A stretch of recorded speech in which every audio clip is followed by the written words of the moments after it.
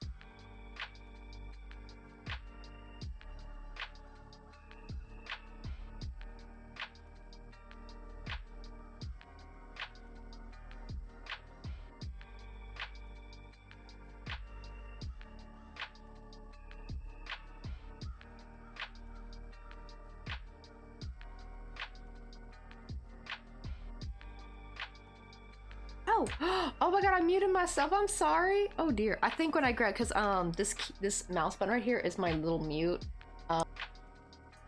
Yeah, that's my mute key. And I think when I grabbed it, oh my goodness, sorry about that. I was telling you if you have any links, share that in chat if you got them. Even better if it's like a link tree having all your links, like Insta, like if you got a shop that you sell your stuff on, or if you got like a coffee page or Patreon. Yes, we got links open in chat. But here, we're finally getting some progress done with our spooky little house. It's giving Courage the Cowardly Dog a lot, because we kind of messed up the roof. More because this panel was a lot higher than this one should have been. These should have been like straight. I should have stopped here. But then this window would not have been as big though. I would have had to make that one smaller. Because originally it was supposed to be like this, where I make like a second roof. Where I could like, you know, have some windows on the side and then have like this like little thing in the front. So I'm still gonna try to make something like this one day. Just maybe later.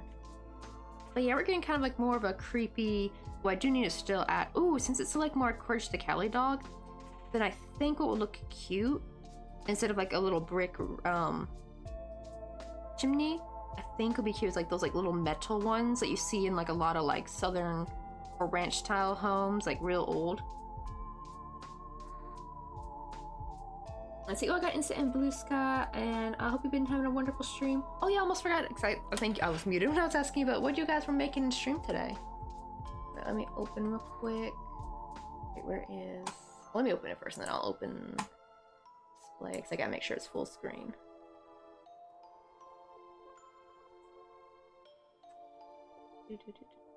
It's display capture too. Yeah, there we go. There we go, but look at all this stuff though. Oh, this is really cute. Look at the little ghosties. I think it's macrame, right? I love how they look almost kind of angry, like they look kind of mad. It looks like they look like they have like a furrowed brow. They look really upset. Angry ghost. Oh, they're so adorable. Oh, I love these snowflakes. This is recent too. Were you guys working on some snowflakes recently? Oh, I guess we're doing some weave. Oh wait, these are oh wait, they're weaving. I don't know why from here I thought they were crocheted.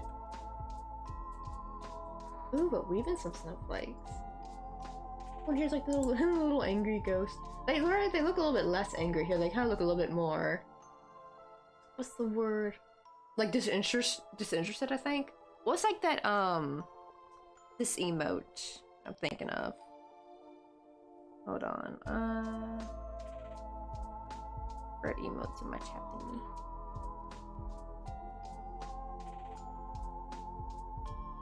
I keep trying to get to emotes, but it keeps pressing the comma instead. There we go. Where is it? It's like the blank face. This. It looks like this. It looks like they're doing that. But then like when you finish it, their brows get more furrowed and they look angry and it's so cute. Oh, look at this little guy. He's so... Let me see. What does it say he is? Is he like a dragon or an alien? He's like a spider dragon? Because it kind of reminds me of a tarantula a little bit. But he also kind of looks like a dragon. That's a cute little dude. So these are weave. Oh, now that I can see it closer, because I couldn't really see the stitching from the computer. Yeah, now I can see this one's like... I think that's shuttle tatting, right? It kind of reminds me of it. Oh, also doing the Booptober, let's go. Dude, these are really pretty though. Oh, I love that doily. All these purples are really pretty. Let me check where the other link go. I want to click on...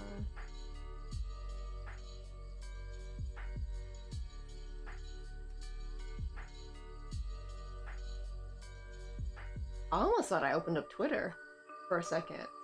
Oh, this is like a new, less toxic Twitter, I'm hoping. It kind of reminds me of Twitter. I've never heard of Butterfly before. I'll have to check that because, unfortunately, well, I still call it Twitter. I don't even bother to call it X. Oh, these are so pretty. Look at that eyeball, though. That is hella detailed. I love this. I love like any kind of like watery mountain nighttime or daytime scenery. It's so pretty. these little guys? Oh, I can suddenly find this in the back of this little dude. Or is he a Pokemon? Is he a Pokemon, maybe? It says Nappy. Nappy?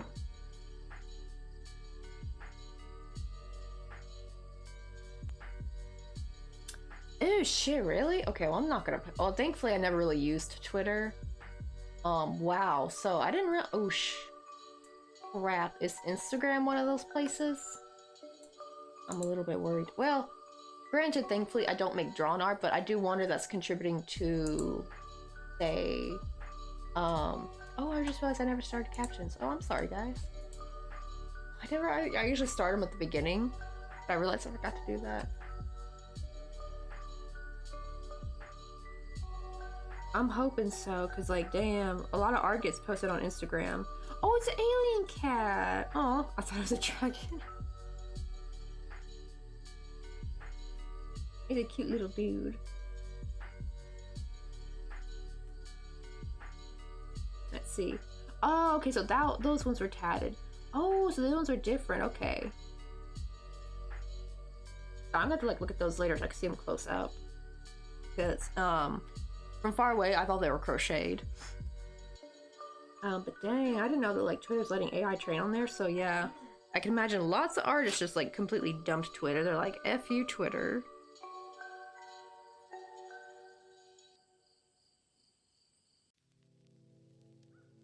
Oh, you're very welcome. We try to make here, like, a positive place where, like, artists can, like, kind of help show off their work.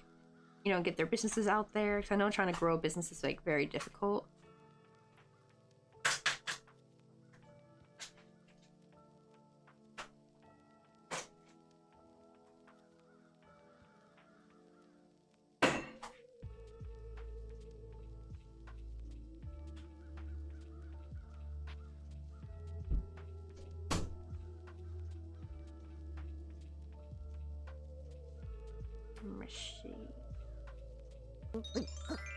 Maybe we can grab some coffee. You want to go get some Oh, we hit coffee our 3,200 goal. Let's go. Alright, we're moving on up because we recently just hit 3K and now we're already at 3,200. I'm hoping we're gonna keep our fingers crossed we hit 4K by the time I hit my 4-year stream anniversary, which will be next September. Like, the year's not even over with. I feel like we're getting a bit of a head start.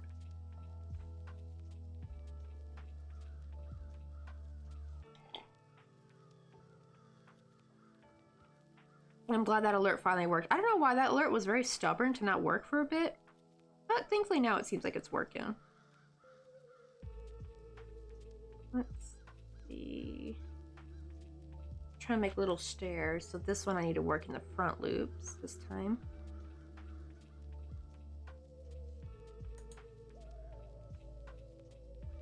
I think you may have been though, lovely, because a lot of people recently had to refollow me because, like, they said, like, they came back and, like, Twitch had unfollowed them for some reason. And same, like, I've had a few people, like, I knew I was damn well following and had to refollow again. So I don't know, Twitch being twitchy lately and doing, like, the weird unfollow thing. Have a good lurk and thank you for the raid, and I'll try to take care of your peeps. And do all the after stream self-care, get snacks, get water. Maybe it might be your bedtime, like maybe get ready for bed, all that good stuff. And I'll see you around. Right, yeah, Twitch being twitchy. Honestly, I don't know why it does. I wonder what causes it to do that. It's so weird.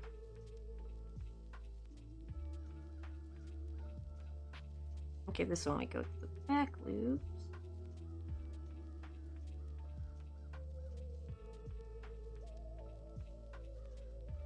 I'm just gonna try to see how it looks with 2 steps, and we'll see.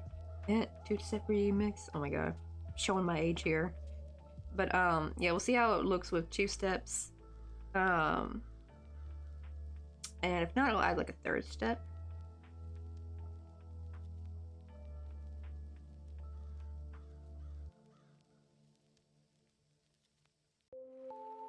This one's a step, so I can go through the same loops. I don't gotta go through either.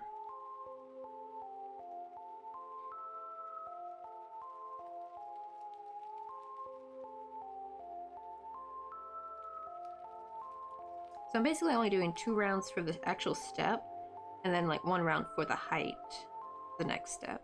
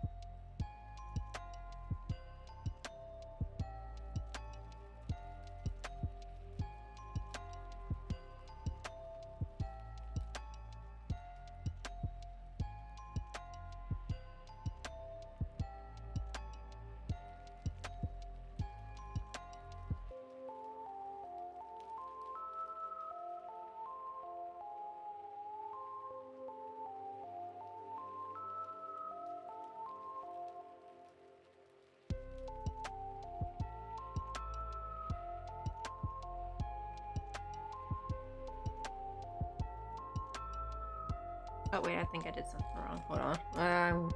You know what? Maybe I'll do this the easy way, where I just like crochet a straight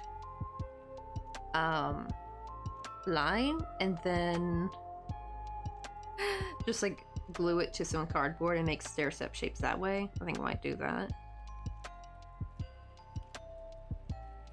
That'll probably look nicer anyway.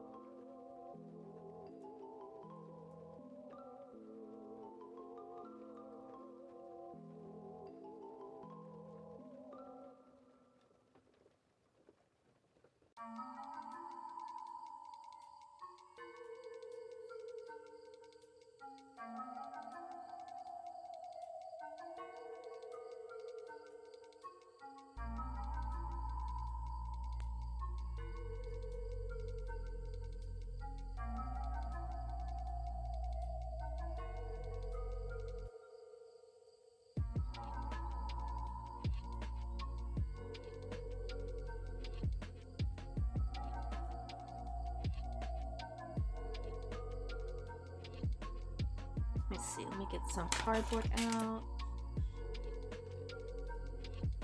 This one looks thick enough. Or maybe this one. Oh yeah, this one's better.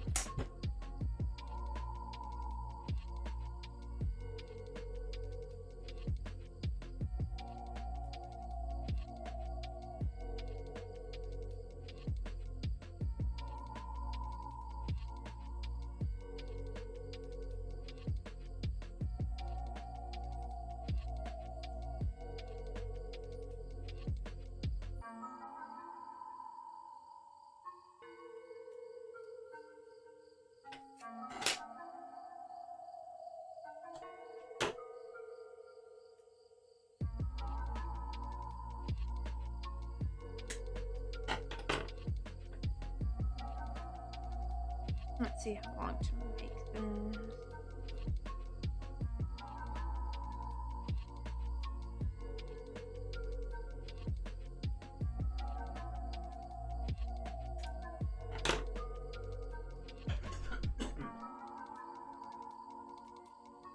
안녕 친구들.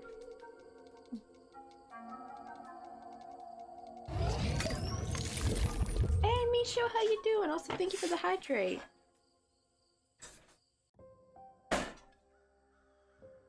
안녕 친구.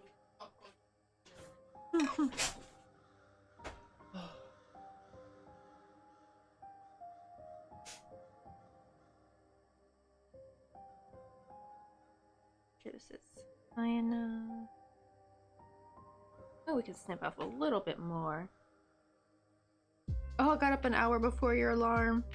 I guess you're wide awake now, right? That sometimes kind of sucks. Usually, it can feel great, like, oh, I got an hour left to sleep, but then sometimes it's like you can't get back to sleep, so you're just like, well, I'm up now. We're trying to make some little stairs, for our little house here. It's turning out, it's looking very Courage the Curly Dog.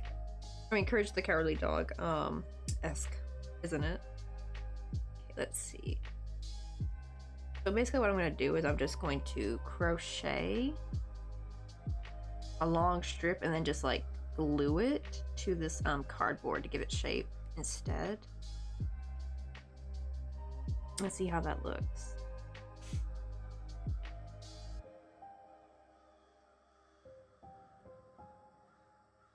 Oh, I just can't go back to sleep. Yeah, that's what I kind of figured. Well, at least yeah, became an early bird. Only problem is it's probably gonna hit you later in the afternoon. Always does. It'll be like, you'll wake up a bit earlier than normal, you'll get some stuff done in the morning, but then like around 1 p.m. or 2 p.m. it really hits you. You're like, ah, shoot, now I'm like sleepy.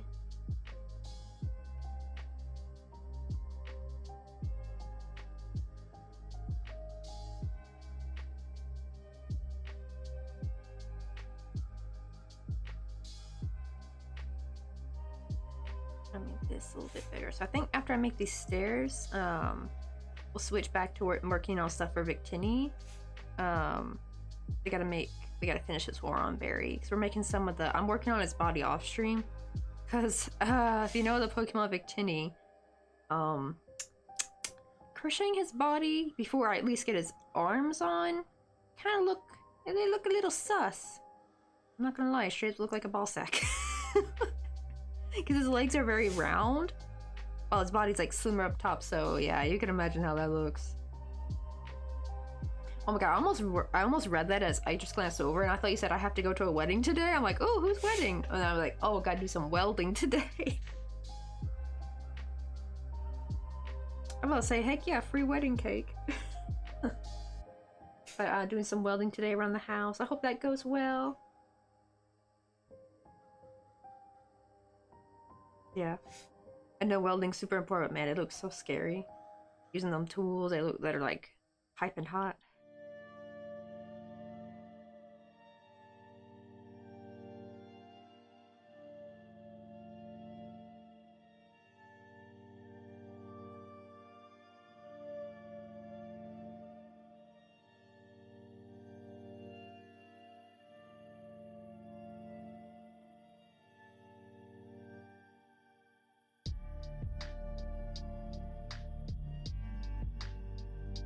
Let's see. Ooh, love welding and quite good at it. Oh, that's good to know. Yeah, welding's like a super important skill. Does it require, like, if you do like welding at home, does it require like any, like a ton of tools? Or are there like ways people can kind of do a little bit of welding without needing a ton of equipment? Like, imagine like all the projects you can do if you got like welding tools at home.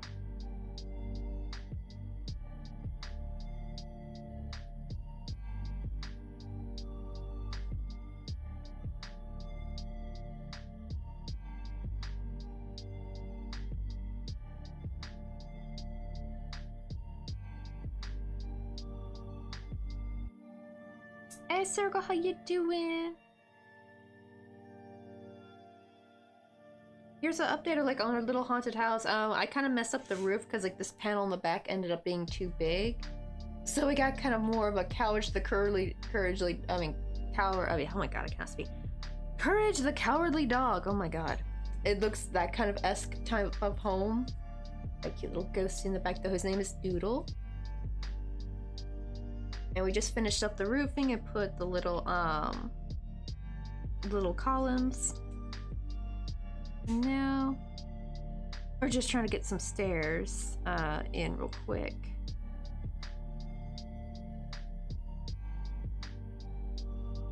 Let's see. Oh, okay, so you actually do welding as a small business. And my tool, oh, actually that sounds pretty good actually, $250 for everything. Cause I know, because my dad was a trucker, so he always had all kinds of tools, and he was like dropping $500, $700 on something. I remember they bought some really expensive like special saws that they only need because they were trying to do some home improvements that they only needed for one particular project. I forgot what it was for, and they only used it once. And really, they probably should have just rented it, honestly, because they've never used it since. And it's like, bro, it was real expensive too. It was not cheap.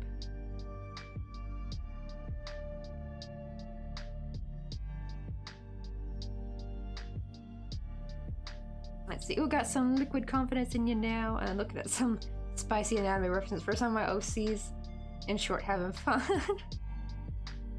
I like that referral. Spicy anatomy references.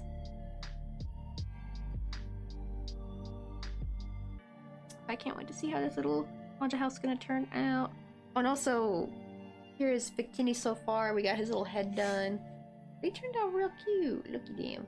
I just gotta work on his body, but the problem is his body's a little bit of a spicy anatomy reference himself, actually, because it's straight up when I'm working on his body, I'm not gonna work on it on stream because I'm very scared I'm gonna get flagged by Twitch. It looks like a ball sack. I'll show you. Where's you might be familiar because I know you know a lot of Pokemon, but I know some people might not be familiar with all the Pokemons. But yeah, heck, there we go.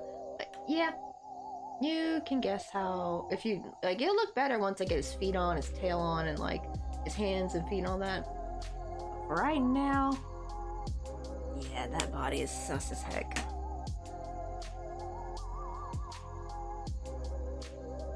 Right, yeah, rent a tool. I don't know why they didn't back then.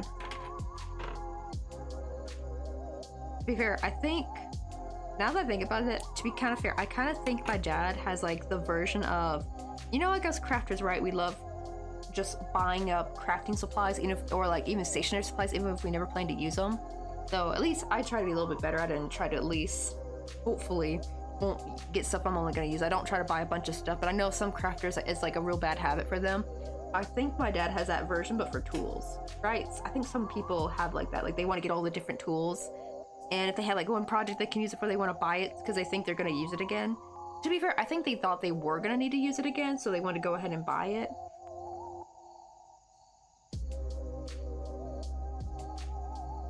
Right, it's like, wow, don't start at the bottom and work your way up. That's not actually how we're working it though, because that's how you do the seamless leg join, unfortunately. Yeah. Unless I want to make a body and then sew on 2 bulbs to it, but it wouldn't look as good though, because then it'd be an ugly seam. So yeah, unfortunately, to do the seamless leg join, you have to start the feet first, or like, more like I should say the legs. It depends, like, let's see, like Rosie right here, right? I remember when I was making her body, she straight up looked like a salmon. You know, like those, like, it's like a certain cut of salmon, the way it's cut. It had like this weird shape to it, but yeah, you make the feet / legs first, and then you chain and join and make the body. But usually feet are nice and tiny. Rosie the Halloween. Oh yeah, Rosie this is lobotomy Rosie. Oh yeah, see, when her hat falls off, she exposes her mauled scalp, her mauled where her ear used to be. She never really had an ear. I never crocheted an ear for her, but like we were trying to do a Velcro method. Why won't she stand up? I think I might need to change this.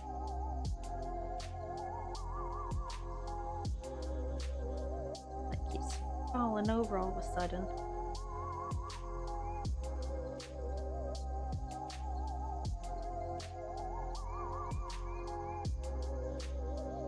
There we go. There we got her. That's after this row. Let me see if this is long enough or if I need to keep going. I'm just making a strip and I'm just gonna glue it to this cardboard, and I think that'll just work out way better. Stairs, rather than trying to work with like going through the back loops and front loops, this will look much cleaner.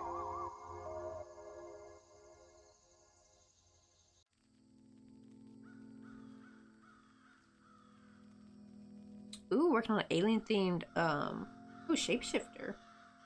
I've had that works for little years, and that reference will probably never be shown on certain social media apps, but it will be in the tour house for all to show the fellow degenerates to enjoy. Oh, speaking of ants, we saw like a cute little crocheted alien cat. I thought it was a tarantula dragon, but no, it was like they said, Lovey said it was an alien cat. I don't know why I thought it was a dragon. I think because of the green, so it kind of made me think like dragon-esque kind of thing. Ooh, okay, I think we made it long enough. Yes, there we go. It's gonna be tricky though because I gotta be able to glue it. I'm like debating if I want to glue with hot glue or if I should try to do with maybe the other glue. It's so small. It'll take a while though, so let me see. Let's try. Let me make sure this is the correct side. Okay, yeah. Let's put some hot glue right here. Ooh, that's a lot.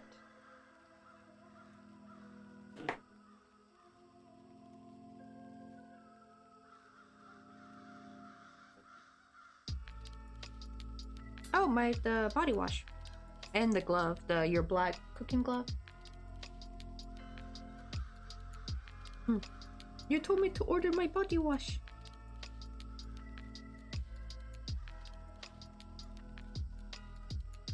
Because it's more saving more money. I take a shower twice. You only take shower once.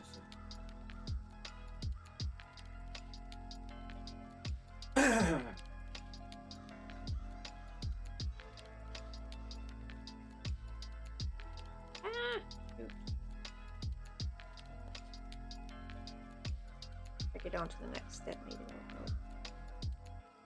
Try to get these two done at the same time.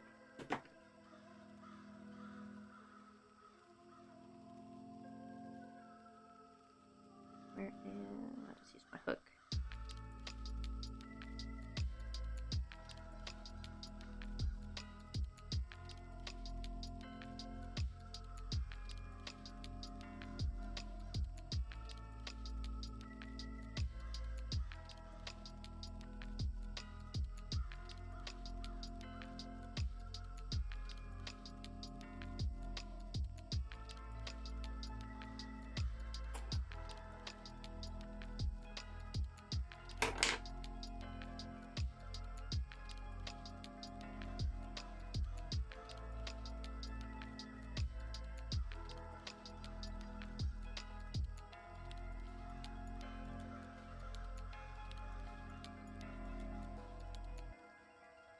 Oh yeah, them not being human, that's gonna open up a lot more doors for opportunity for like all kinds of different things you can add. And also, I've never heard of xenogender before.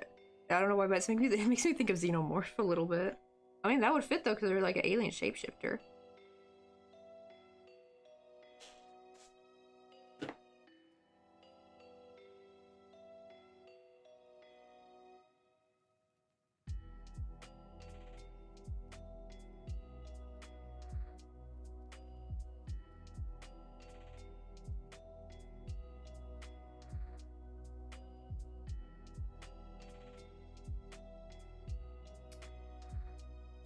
Alright, there we go. I got some little stair steps. It looks a little weird, so I might have to like tuck that under. I actually have something for help. Oh, Jinja? No, I mean, I'm doing this again. Oh, they have like the Halloween version? What is it? Hmm? I actually have a 5 letter, or 4 letter. Let me see.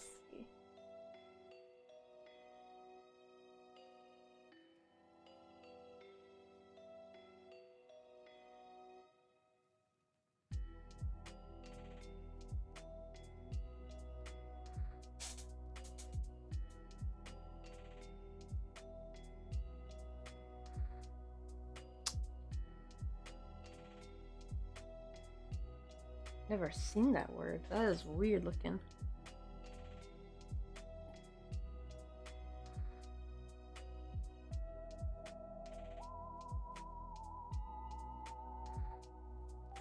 Next year, making a small furnace for forging stuff to decorate for fence. Ooh, for fences stuff. Let's go.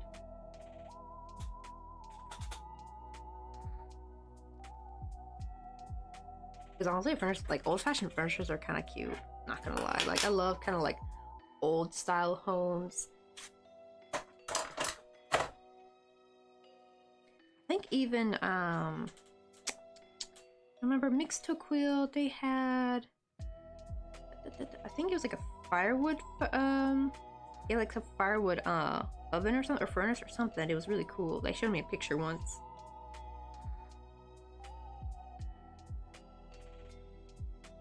Let me see.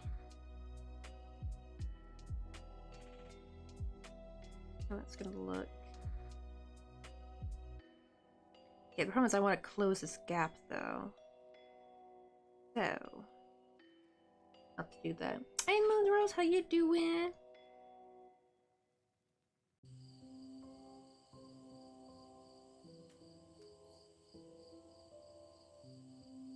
Yeah, we're making a spooky house, got little ghosts. And it's looking like, I don't know if you've ever seen Courage the Cowardly Dog. It's kind of looking like that a little bit.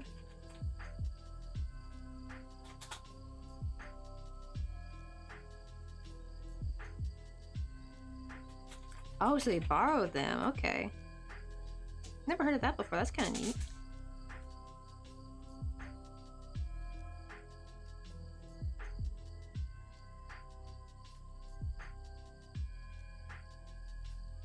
Let's see if I can crochet on the edge and cover this ugly gap up for these stairs.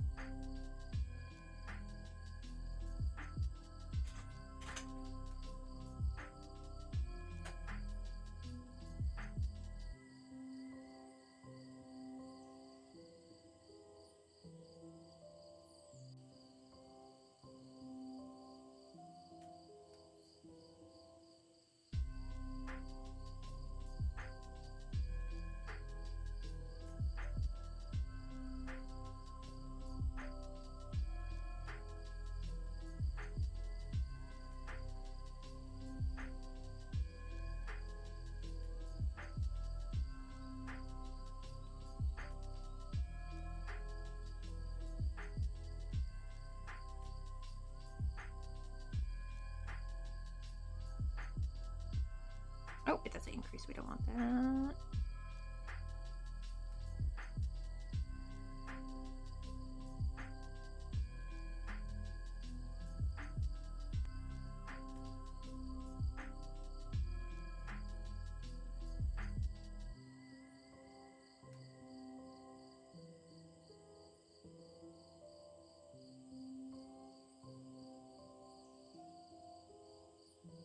Oh, off to get some more liquid courage. I'm guessing, what it called? I'm guessing you probably got the house to yourself. No toxic narc parents in at the moment.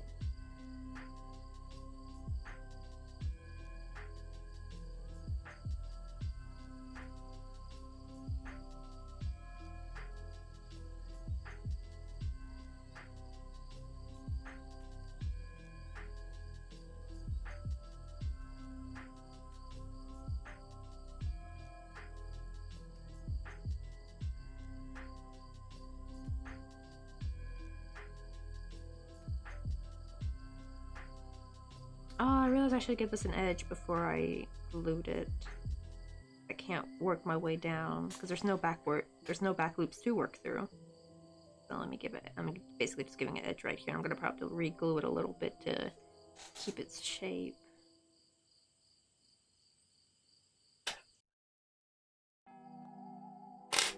Instead of doing a full edge, I'm just gonna do the sides. And I can just like put a little bit of glue there to kind of like reshape it.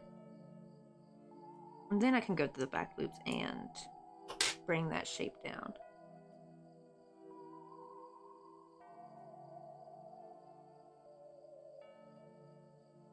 And alright, so that's tomorrow me's problem.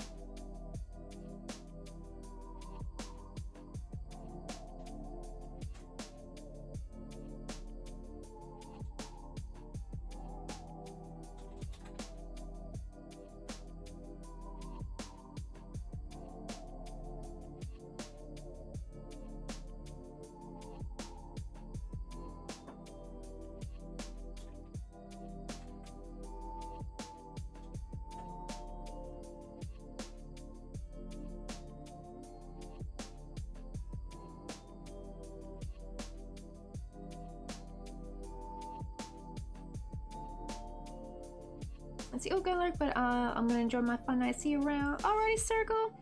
I'm hoping we'll get. Probably won't be completely done with this today because I still got some little accessories to do, but at least we're finally seeing this come to fruition. Only now I'm wishing I didn't do this purple because I thought I was gonna have a good higher roof, so now it looks a little weird. I'm thinking to maybe take with some Sharpie and make some lines so at least it looks like the slates that you see like on the sides of roofs, like that kind of siding. And hopefully that'll look a little bit better. Actually, let's see if we can do that now. Get these on. I just try to go into the groove of every other round.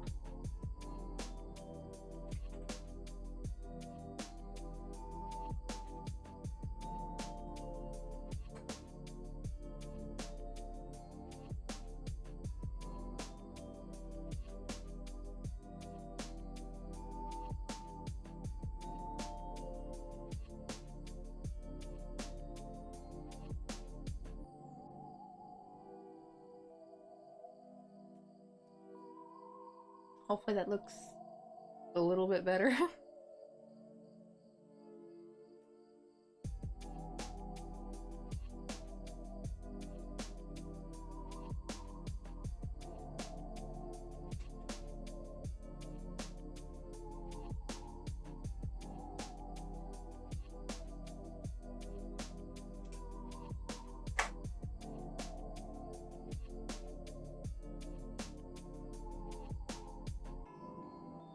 Well, it depends, because I might not be able to go in the Discord if it's too spicy. Because it's a public Discord, so I have to make sure there's no not safe for work stuff on there. So it depends. If it's what do you call it? If it's censored, then maybe.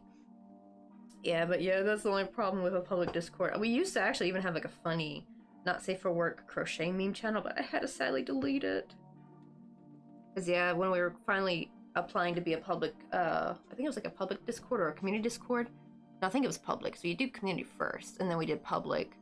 And they were like, yep, they're gonna check your Discord, and they kind of monitor it and make sure there's not safe for work. Or you just send it in a private DM, that might be better. So I think that'll be fine. Just yeah, sadly can't be on Discord Thursday. Yeah, I always make sure to tell people, make sure it's safe for work.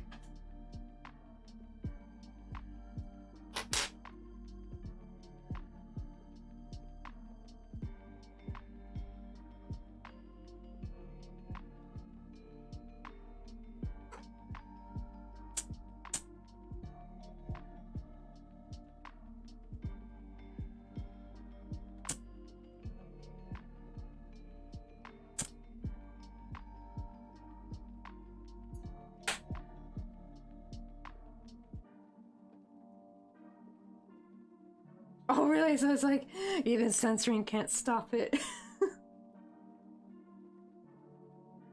And say, oh, but I have one that's like a bit more subtle, but it still leaves nothing up to the imagination. Yeah, I think it's like no bits or bobs they're showing. I think it'd be fine.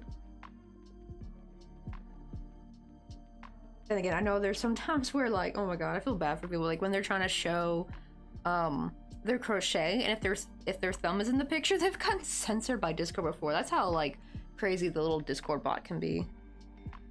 And not the auto mod, by the way. This was more like Discord itself was like dinging people for like just showing their thumb in a picture because they thought it was something else. They thought it was something a little phallic. Okay, we got that one side done. Now let's do this one. And then I can re-glue a little bit to hopefully get to stay in the same spot.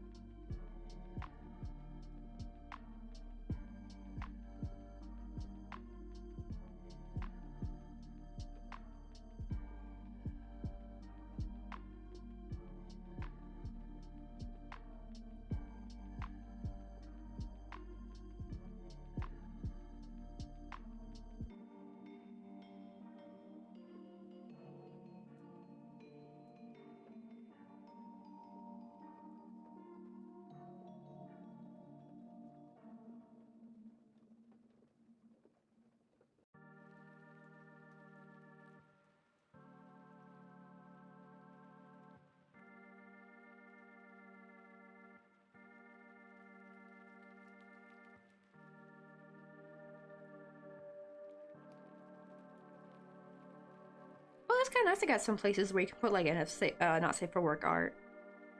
But yeah, definitely don't want the littles going there. Yeah, because unfortunately I do have kids in my Discord. I think we have like the youngest we have is like 13. Because unfortunately, if they do call themselves, I think we've had like 11-year-olds in our Discord too that we unfortunately had to ban. I feel bad because like they're just here for the crochet. But yeah, internet can be quite not the place for littles. But fun place once they're finally adults.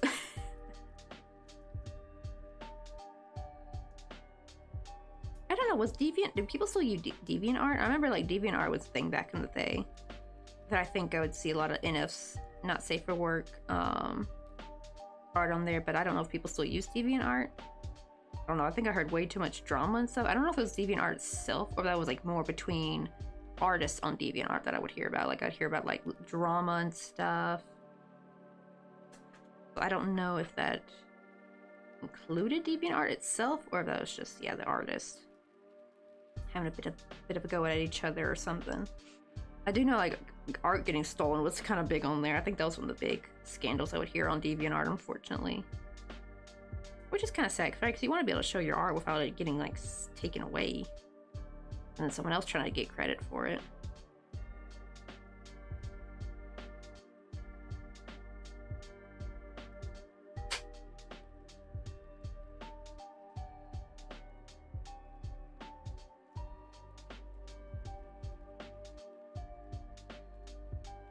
Like right, laughs and fun number sites and for infinity. Wait, is that like maybe because I'm not a furry, is that like a furry site maybe? That's not, I feel like for infinity would definitely be like a furry site.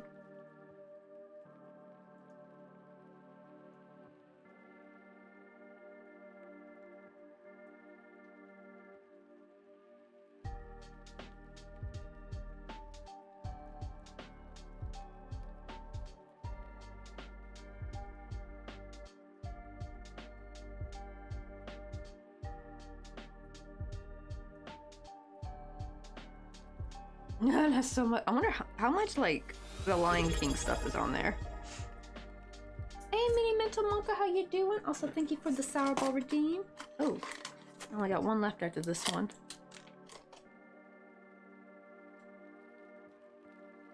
These are Korean, like a Korean sour candy. If you've ever had like those Japanese ramune, I think it's how you say it. The little sodas that were in the glass bottle and you'd like push the marble down.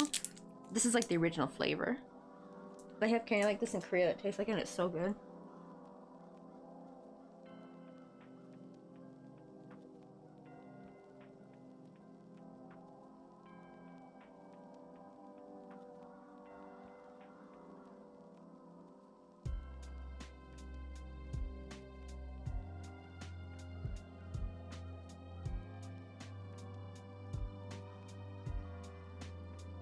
Let's see. Ooh, that one actually wasn't too sour. It's weird because sometimes there'll be some that are like super sour, and then some that are like more like Sour Patch Kids sour. That one's kind of more the Sour Patch Kids sour, this one. But the crocheting is going good. Here's how our little ghosty house, ignore the ugly bottom, that's gonna get covered with felt. Oh no, it's popped out. Oh, I gotta glue it again. Hold on, y'all, I think I need more glue. I gotta be careful because the other one's still glued. I gotta be careful not to pop it up too much or the other one might pop off.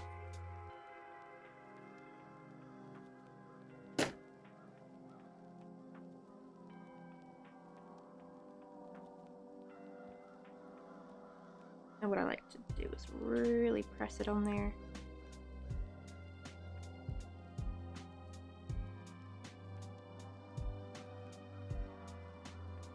And then I can reheat that glue, because the problem is when you touch it, it gets kind of, really see it. I'm trying to re-glue it, because then it will dry clear if I do that. See how the other one's doing. Okay, it's still attached, so I don't got to worry about that one as much. There we go, that's better. And plus I'm going to put a spider web in that corner anyway. It's giving very Courage the Cowardly Dog kind of like vibe, I feel like the way the house is shaped, because it's not the original shape we were actually going for. We were going for more like something like this with a higher roof, but I kind of messed up the panel in the back. I made it too tall. I forgot I made the same rows as the first panel, but I forgot half of that became the porch though. Like this all was right here was actually a panel, and when I folded it I forgot that this one is going to be taller if I follow the same instructions. I should have cut this one off early, like here. That way I could have put like a roof starting here, and then I could have had like, you know, taller roof there, and I was gonna put like a little mini like window box here. But this roof is too shallow, so that's why I've decided to just go ahead and go with keeping it like this. Plus it looks like that kind of like old-fashioned in the middle of nowhere creepy ranch home, so I think it works actually.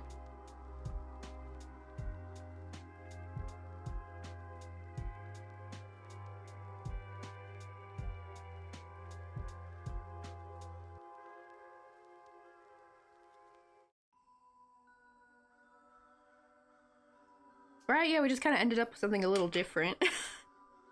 Still cute. Like it's, right, it definitely has like that Courage the Cowardly Dog vibes.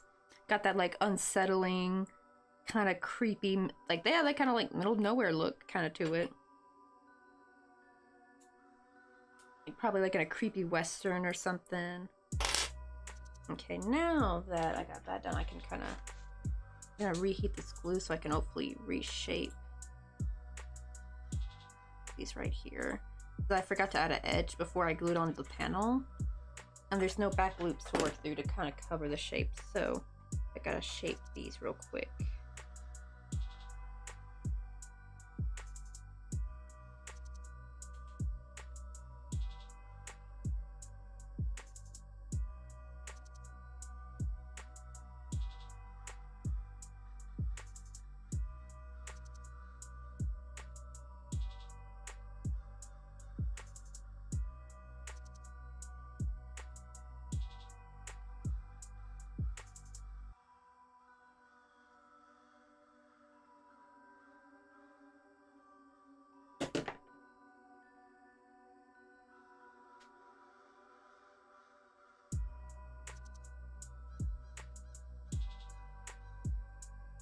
Squish it so they get more of that bent shape.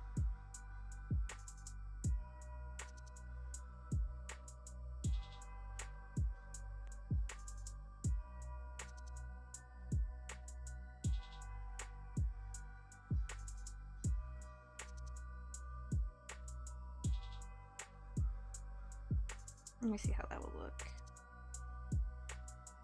Yeah, I think this will be better. I thought this was going to be the bottom, but I think I'm going to make this the top. Ooh, also be crocheting while you watch. Ooh, what you working on right now? Before you go into crochet lurk mode.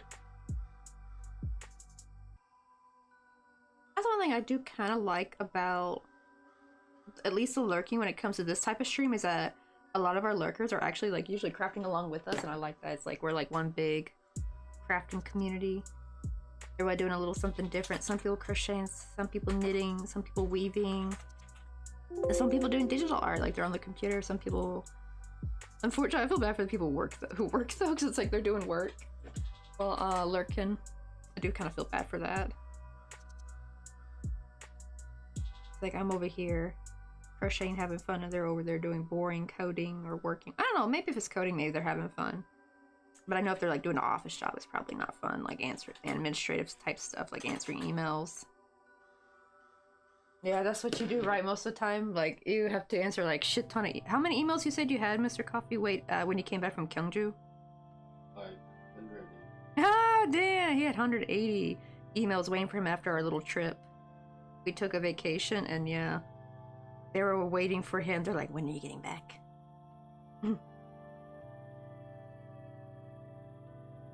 Oh, it's gonna be so pretty, making some vines to braid together so I can make a flower crown for my Renfest costume. I want to go to a Ren Fair so bad one day. Like, I've never gone to one. I don't think they have them here in Korea. I wouldn't, or if they do, it's like more Chosun style maybe. I guess I don't know. I guess you wouldn't call it a Ren Fair. I have seen like they have like little festivals where everyone dresses up in hanbok and stuff. But I don't have a hanbok, unfortunately. They're kind of pricey even for renting. I've always wanted to go to a Ren Fair though one day. Yeah, Pokemon community, you keep saying that A and B tier Pokemon might be under costumes now. I have yet to catch one. Do some explaining, Pokemon community game. Has anyone caught a Halloween Pokemon yet? Like, I don't know, is it under... Oh no, the Pokemon's gone. I want to say, because I still... I'm not seeing... Oh shoot, ads just started. Hold on. Let me send that in. I think... Okay, yeah. Yeah, we're in the middle of ads right now, so some of y'all might not be able to hear me, I realize. Okay, now let's try to crochet. So now I can rejoin and back loop.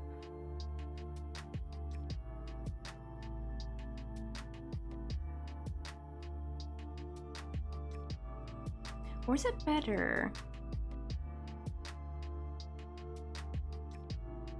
Go this way.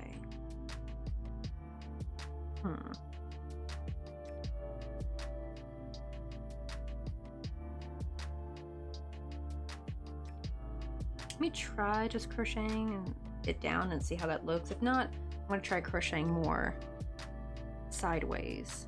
See how that looks.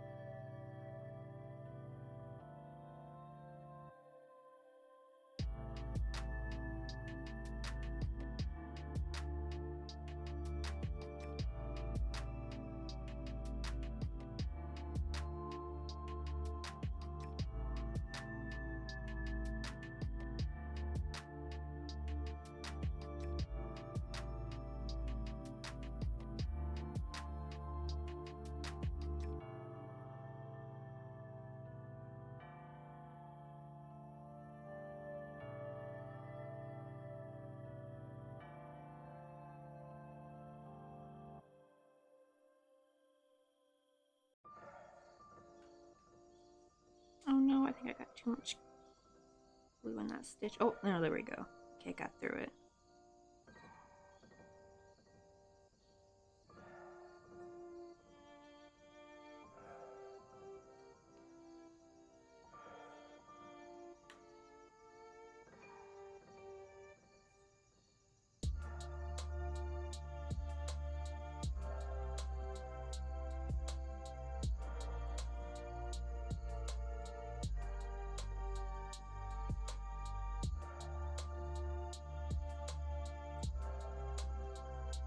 Nah, that's not gonna work. It's gonna look all funky. So I think what we should do... work this way.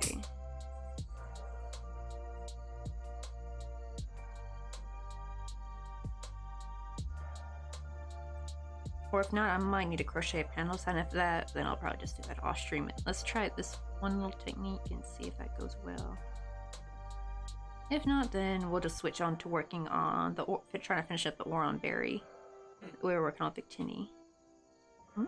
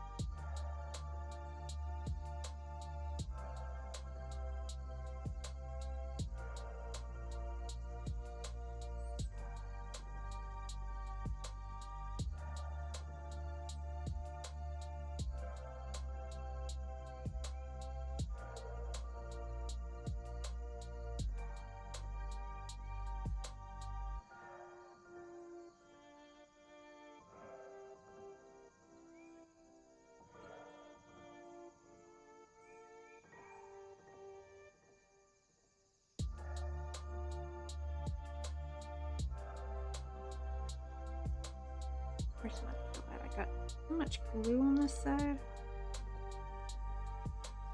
Let's see if I can go through now. I'm trying to basically slip stitch onto the side and see if I can attach it.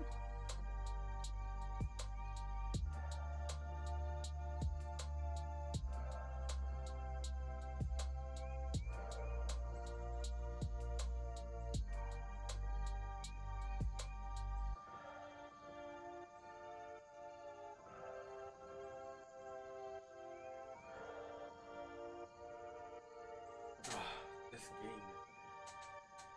is stressful. Yeah, always. That's why I don't do word games. They stress me out too much.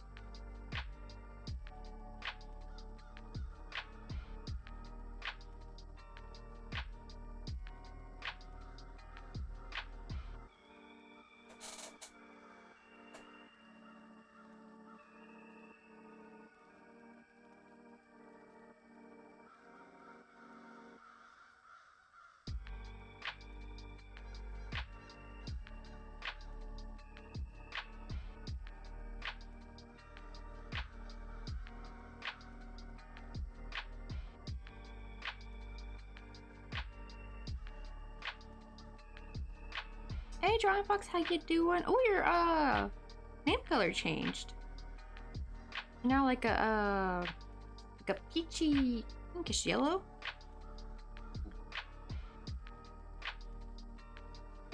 Yeah, your username used to be like a forest green. Let me see, is it still green? Oh no, it's both. It's changed on both ends. So now sometimes you get like a different color on PC versus mobile. That always throws me in for a loop.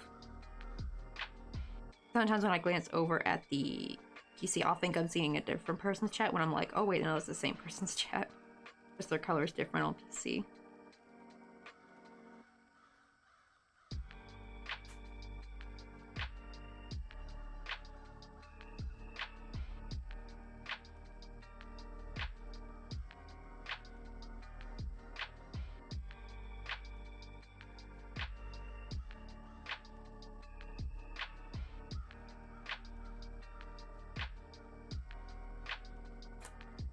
see how this method is doing. It's actually not too bad. It's not perfect, but I think that will do.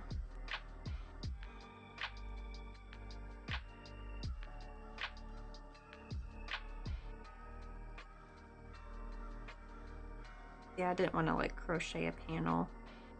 Oh, did you check the mom's stuff? Let me see. Tomorrow is next.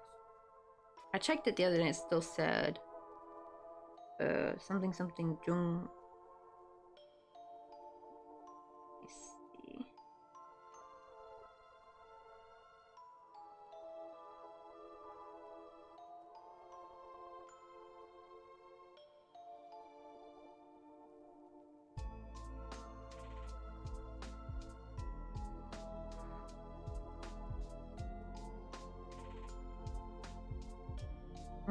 Yeah.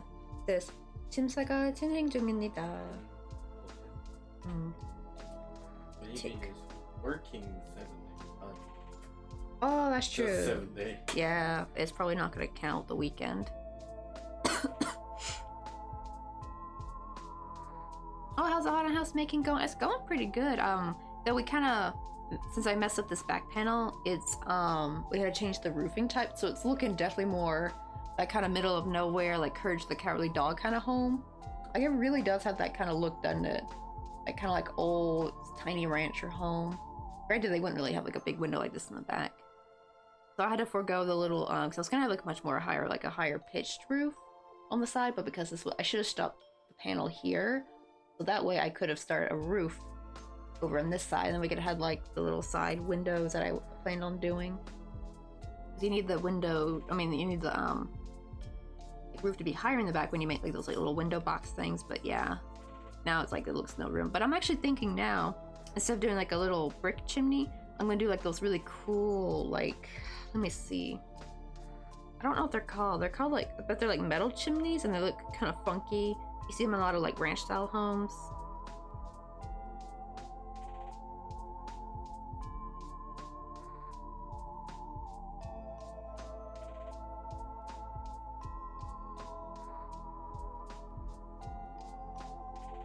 Let me put old fashioned.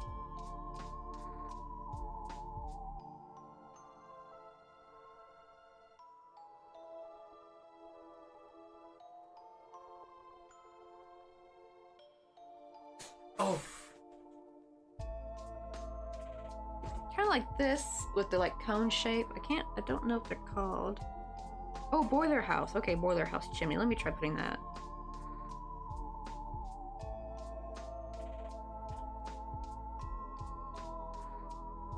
Okay, maybe not. Nope, that's not what I was thinking of.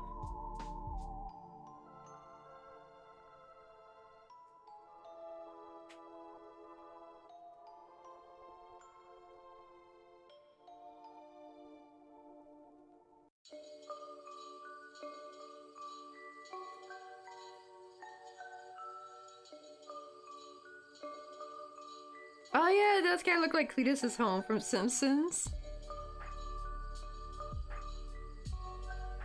Right, and then like the more squished in shape, then it gives like that Courage the Cowardly Dog, like middle of nowhere look as well. Like that, yeah, it's like that like kind of trashy looking ranch home. Oh, style, but yeah, it's gonna be spooky, and it's got little ghosts in the back. I'm trying to make some stairs for the porch.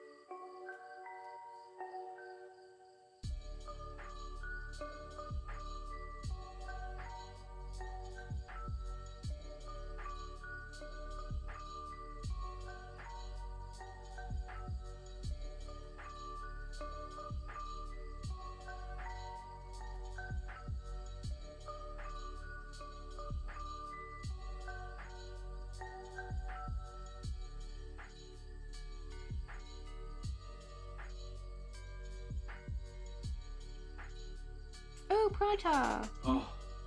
Hmm? Oh, did you get the word wrong? No, no. There, it does. Oh, so it's more like relief, like, ah. Yeah, Mr. Coffee's playing a, what kind of, like the guess the word kind of game, or guess the phrase, and you gotta like, you fill in the blanks. The problem is, though, if you miss 3, you have to watch an ad. The game name is Cryptogram Lab. Oh, Cryptogram Letter, that's what it's called. Oh, yeah, the Odyssey one, that one was hell, wasn't it? Ah, I wonder how many people drop the game when they get to the Odyssey chapter.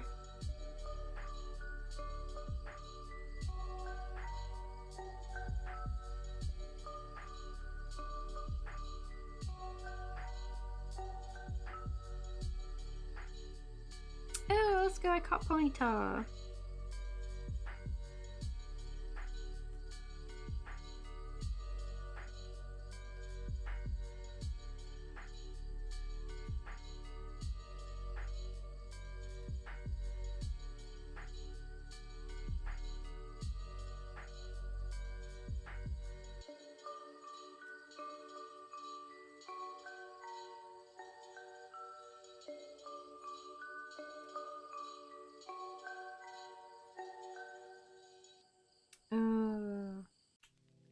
It looked like it was good at first, but now it's looking a bit too much. Wait, hold on. Maybe I can, like, get rid of the last round. I, like, sew it up to this. That'll kind of help.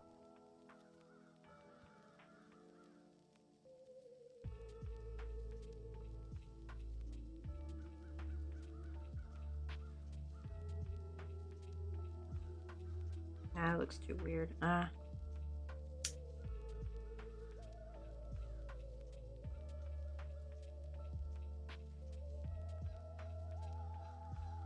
Yeah, I think I'm just gonna have to... Let me see, how long is this?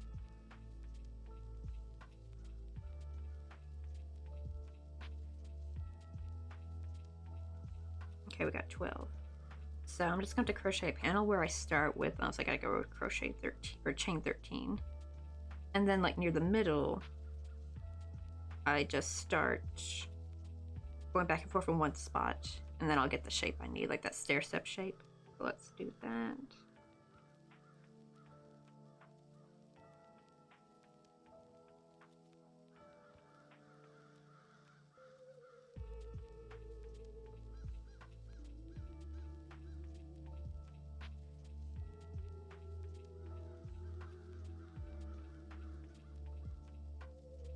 Let's see, where would we need to stop?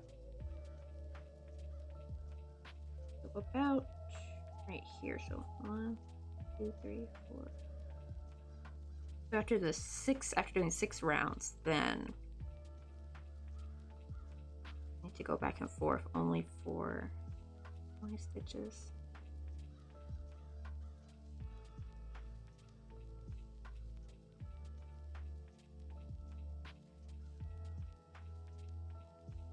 Oh, duh, 6. Because it's 12.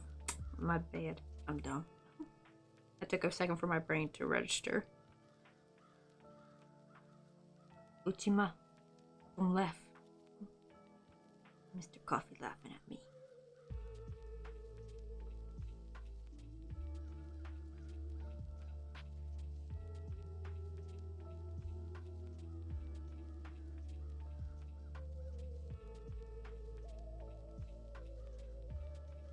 If this works, then I will do the other panel off stream, and then we'll switch to working on that Oron berry for the Victini commission.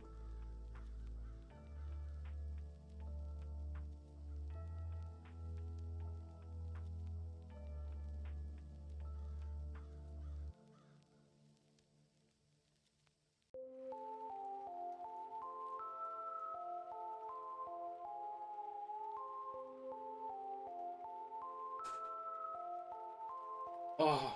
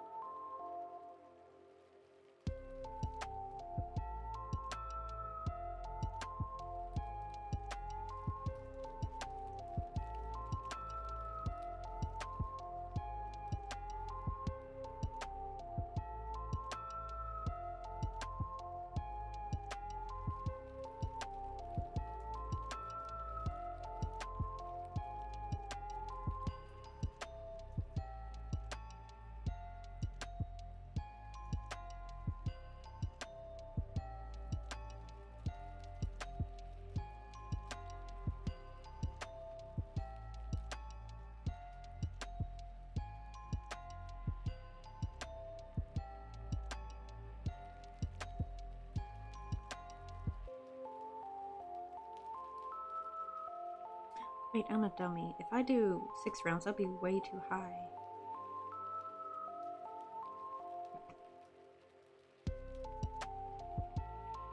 This boy making fun of me. Yup. Yo, Mr. Coffee making fun of me. He can't do that. No.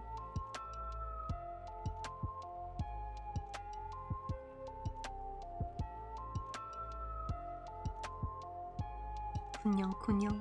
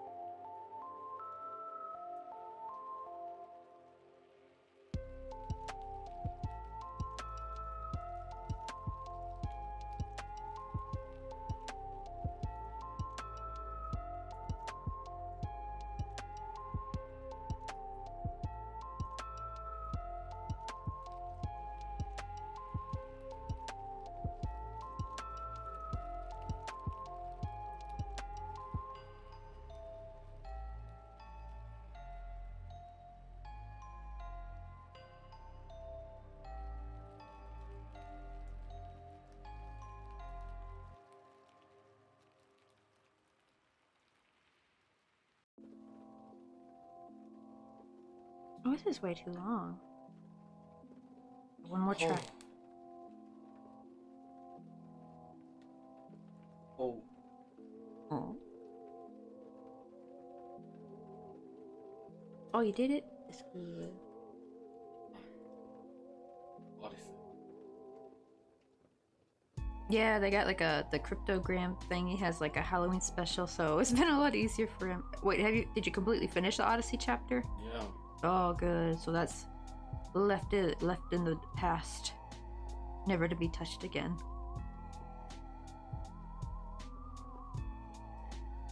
Cause yeah, that seems like I was gonna go off by length, honestly.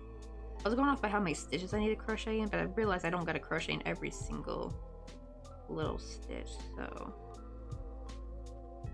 let me see. Actually, that looks like a pretty good length. Okay, add one more. You always want to add one more when you're doing single crochet. Uh-oh, my chain got twisted. Do you even know what a chain is? Yup. What is a chain in crochet? That's everybody. Did you know that before I searched up the crochet term? What? Wait, oh, you said sasurgori, right? Ah, it's called sasurdugi in crochet. Same Yeah, same thing.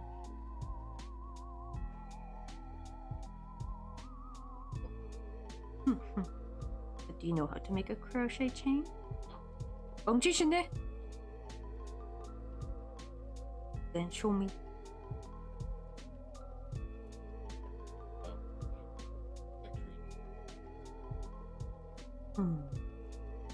그래.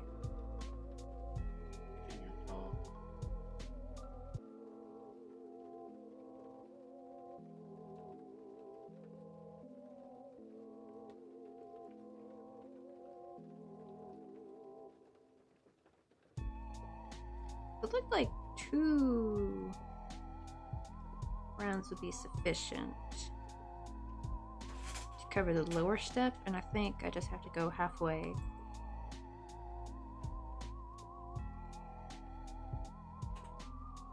After this round.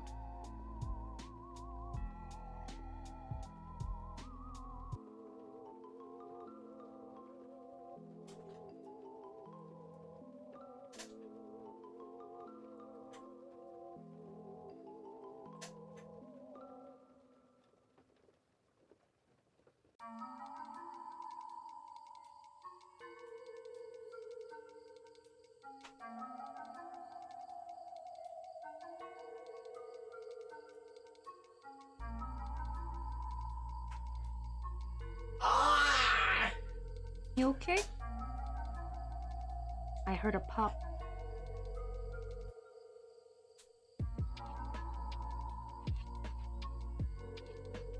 Oh my god, why won't you get in the last stitch? Anyone else have trouble like with, you know, like when you do that, you chain, you do your first row of single crochet, and then when you turn your work and you go to work in technically that first single crochet, but you're working from the back side, it's always so stubborn. Unless you make it really, really loose. But I use like normal tension, it's not too tight.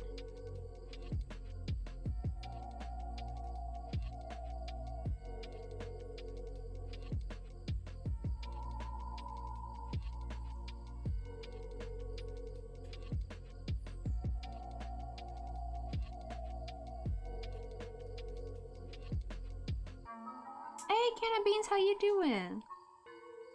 Oh, I gotta show you, we finally got, we're starting to work on the porch, and we got the columns done, got the roofing done finally, but it's not what I was looking for, right? Like I wanted more of a pitched roof, but I, unfortunately, because I messed up this back panel, it's gonna look more like this, but it's actually giving like Courage the Cowardly Dog kind of like house. Cletus from Simpsons a little bit. It's giving like that like middle of the nowhere like ranch house you'd find on like probably like going through, I think like the West in America, like on Route 66, and you pass by them like you're out in the middle of nowhere and you pass by one of them old ranch style houses. It kind of looks like that, but it's going pretty good today. We're trying to make the stair set now for the porch. Let me show what we got so far. Got some little stair steps, and we're just now trying to cover, I'm trying to make a little panel to cover that gap. All right, you did love Curse the Cowardly Dog. I love it too, but it did kind of creep me out as a kid a little bit. I remember I had like, I think, some bad fever dreams from like that show. Especially the one like, give us the slab. Like, oh my god, I see that like everywhere, and that particular episode gave me the heebie-jeebies. Oh, did you watch Curse the Cowardly Dog, Mr. Coffee? Well, you know of it though, you know it's like the purple dog thingy.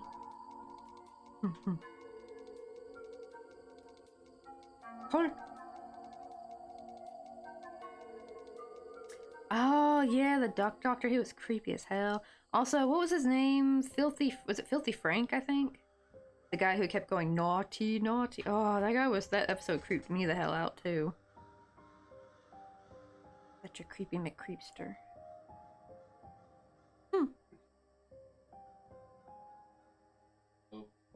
Hold. Opa's new word is yip. Ooh, that looks good. Ah, don't frog. Ah, I actually pulled my working. Okay, didn't frog. Just made the loop a little bit smaller. Oof. We caught it, y'all. Ah, no, don't you dare do that again. There we go. I hate when my hook pulls out and then I actually pull the string and it's like it starts frogging my work. I'm like, no, don't do that. Oh, I don't think I remember Mucha Lucha. Oh, maybe not, because I didn't see all the episodes because I didn't have cable growing up. So I only get to see like bits here and there. Let me look up Mucha Lucha.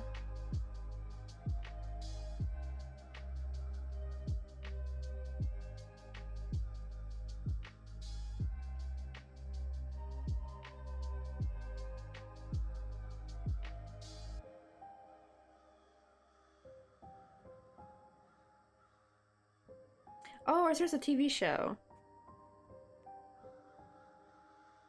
Oh, I thought you were talking about a specific episode of Courage. Let's see. When did that come out?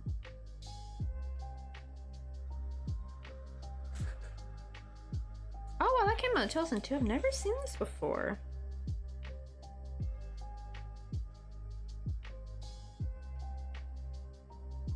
Was it only on cable, maybe? Because there's actually a lot of like, I actually could not finish Avatar until I think I was an adult, because I only watched it in bits and pieces as a kid because I would only see an episode here or there, and it'd be like completely different seasons. Like one, you know, episode Zuko has like the ponytail hair, right, and then another one he's like shaved and bald, not bald, but you know, like he shaved his hair.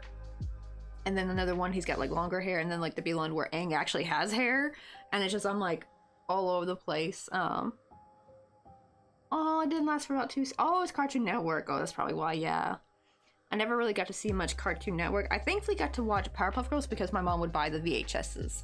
That's how I was able to watch most like cartoons that would be on cable. Was I'd watch them through there. But yeah, that's the sad thing is when you don't have cable growing up. It was just too expensive. I think my grandma for a little bit had cable, so sometimes when we sleep over, she'd let us watch some cartoons in the morning for a bit. I was really super happy with that. Let's see. Oh, why did I cut this so short? I meant to leave this as a long tail for sewing. I kind of screwed myself a little bit. Oh, at least the starting tail was long, so not long, but like long enough. So maybe if I don't have enough room halfway, I can just squeeze the other one in there.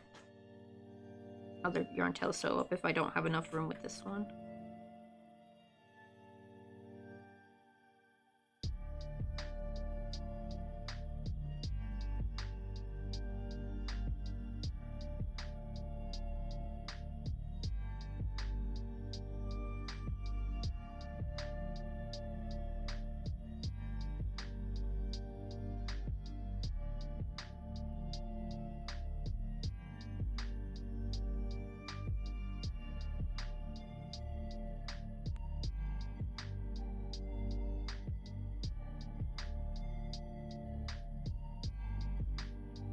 Yeah, my dad knew a guy who got us a Lego cable for free, but it was in Spanish. I bet you got to watch a lot of telenovelas probably for free. I've been watching a lot of the King of the Hill lately, and I think I saw like I think there's an episode where Bobby was watching a telenovela. And it was kind of funny. Like he was like so invested in it.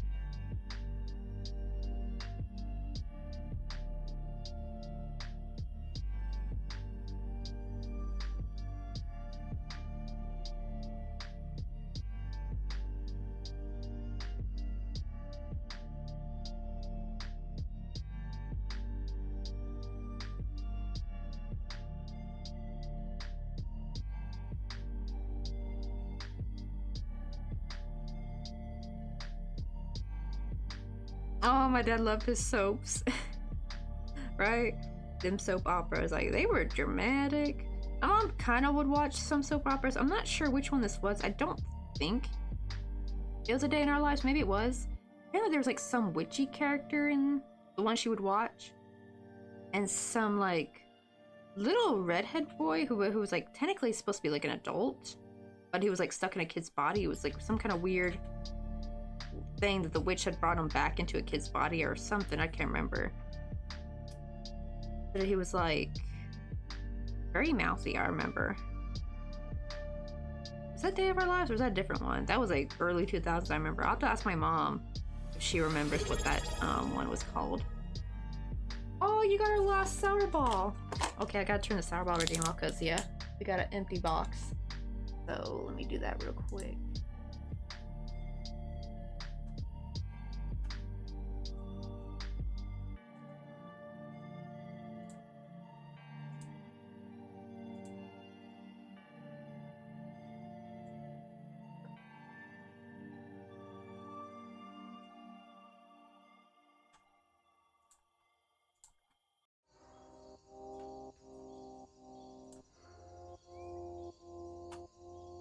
There we go. Oh. Alright, Give me one too.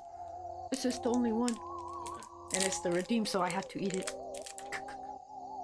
And I need to get more.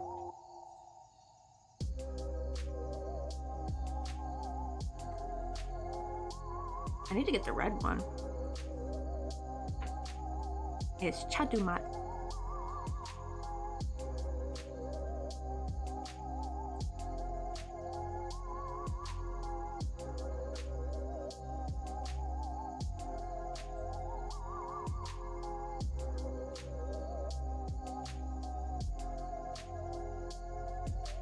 Oh, that one wasn't too sour either.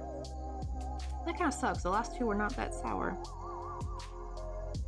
A little sad about that.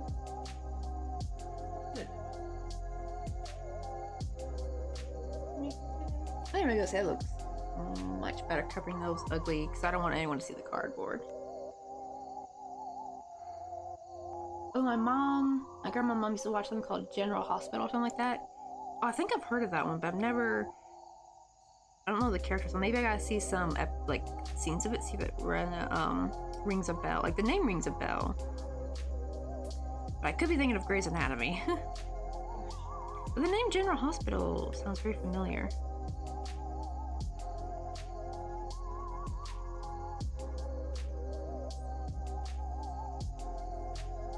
Oh, but can you imagine though? We're like gonna be a generation of old grandmas and grannies that watch anime and stuff.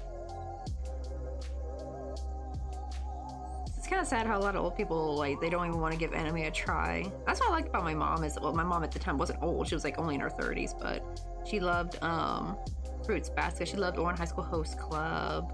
She would sometimes sit down and watch animes with us. I think she liked a little bit of Inuyasha too. She thought it was funny. Like, she likes one with comedy in it. She thought, like, the humor was really good, like, completely different, you know, from what we're totally used to, and kind of found it refreshing. While, unfortunately, other people her age would think it's weird or something. Alright, I'm not gonna be no grandpa. Well, we're more like grandpa age. Maybe not really like an actual grandpa. With the birth rates are going, probably a lot of us are not gonna be, a lot of people, our generation are probably not gonna be grandparents. Or parents. Unless they change the housing crisis. Like, I'm sorry. I'm sorry, government. Nobody wants to have kids in a damn shoebox. They're like, you could if you just saved enough money. No. No, if we're stuck renting, we're not going to be able to save money, buddy. Like, even I absolutely refuse to have kids if we're living in a shoebox. And that means like a one-bedroom apartment. Or sometimes even a two-bedroom apartment's too small. I want an actual house and a backyard. It doesn't have to be a big fancy house. Just needs to be a modest 3-bedroom starter home. In a nice, decently sized backyard. That's all I ask for. That's all I want. If they can't make that affordable, then sorry, no future slave wage for you, government. You, Uncle Sam. No future soldier to put in your roster. Nope, nope, nope. You're not getting that from me. They're gonna regret their choices. Like, already Russia, did you see, like, already Russia's trying to make child-free stuff illegal? Like, that's a little scary. Like, what's the next step? Thankfully, it's just, like, they're calling it propaganda. Child-free content. And now I'm thinking, like, oosh, are they gonna make it illegal to not have kids? Like, how is that gonna work? What if you, like, can't have kids, though? Like, what if you are infertile or have a condition? Like, yikes. How are they gonna play with that? I really hope a lot of Russians get out before that happens. I can just see that coming.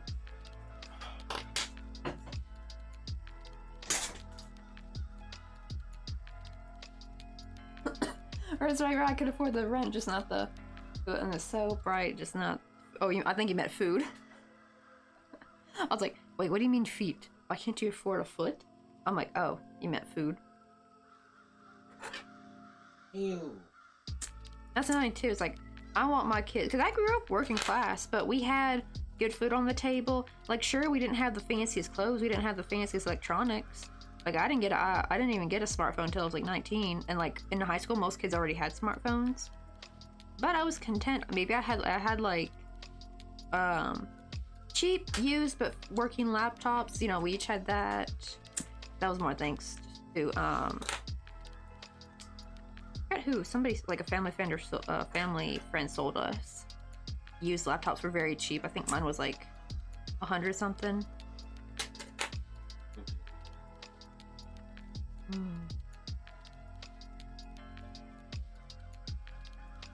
Put some glue back here to kind of stiffen it up. I don't think I need to put cardboard. As long as I put enough hot glue, it'll be nice and flat and stiff. Use this to kind of flatten it.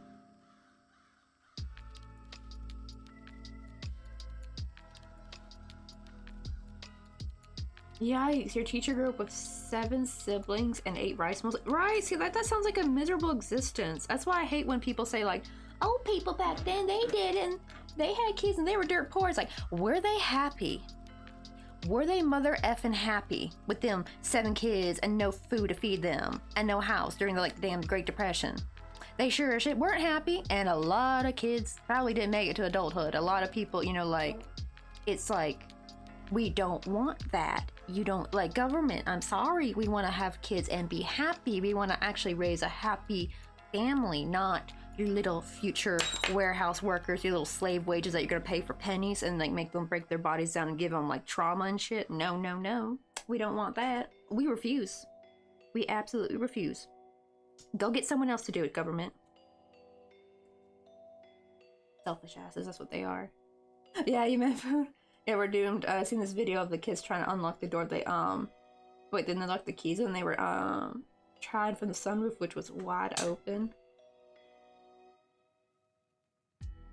What, you mean they're trying to break into a house? Oosh. Alright, I had to hustle for my first phone. Let's see, I sure regret how I got it, but, I was tired of people calling me broke. Right? Like, I still have some people, like, they would call, like, what, you don't have an iPhone? Oh, you have an Android? Screw you, bitch. Well, I can't probably not flip off on Twitch, but I'd be like, screw you, who cares? I actually prefer Android anyway, so suck it. Go suck an egg, Karen. Or Sharon or whatever. Because probably not really a Karen, it's more maybe Brittany or Courtney. I don't know. What's like a name of a mean girl? Jessica. Yeah, go suck an egg, Jessica. Sorry to all the wonderful Jessicas out there. Hey, Chew, how you doing? Yeah, we had to change the style of the roof because I made this panel way too big, so it kind of messed up what I was trying to go for. But it does kind of look like a middle of the nowhere, like Courage the Cowardly Dog, kind of funky, old style creepy ranch home, like a dilapidated ranch house. Kind of does, yeah, it really does look like that. I was trying to go more for like an old style Victorian house, but I got more of a ranch house. Oh no, they locked the keys in their car? Oh damn. Wait, were the kids like stuck in the car?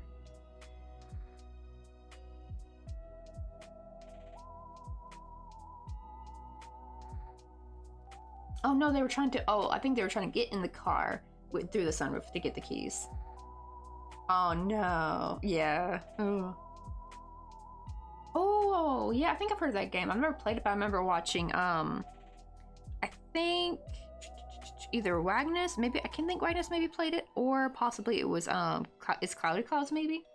Yeah, I haven't seen his Cloudy Clouds live in a long time. I wonder if they even stream anymore.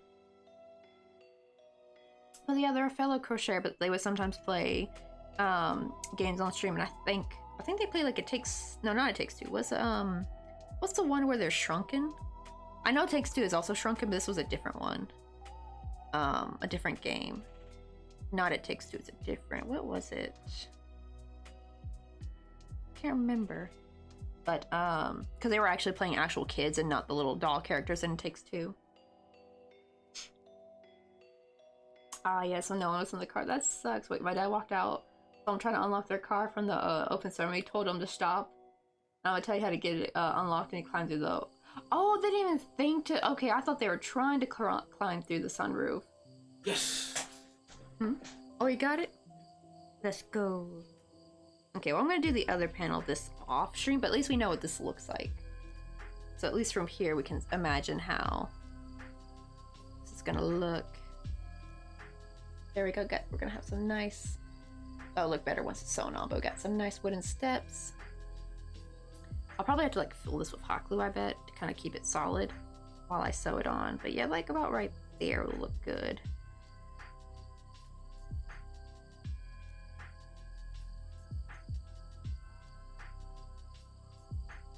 Oh wait, the Xbox Game Pass? I think we have... Do we have Xbox Game Pass? I think we do. Oh, we do? Oh, I didn't know that. I get back into some gaming. I'll have to try that out. I just haven't really done any gaming lately because it's that Christmas time crunch where I'm getting like things done for Christmas, trying to get holiday crochet in. Plus, I want to work on some patterns. So that's the only reason I haven't even played Fortnite. I actually need to though because it's the end of the season coming up soon. I think it ends the day Mr. Coffee comes back.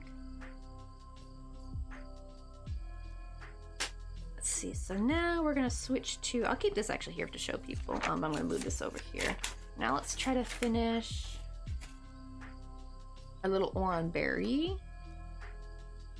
So we're working on Victini, and he's got a couple, because his body is very questionable looking while working on the stream, I'm going to only work on his little props for now until I finish the body itself, like with the arms attached. Then we can work on things like his tail and stuff afterwards, once it looks like a normal body and not like a ball sack. Because yeah, Victini's body looks a little sus when you're just making the legs and body part. It really does. Like the legs and torso. It's very, very sus. And I don't want to get dinged on Twitch. Or bonked, I should say. I don't want to get banned bonked on there. Nope, nope, nope.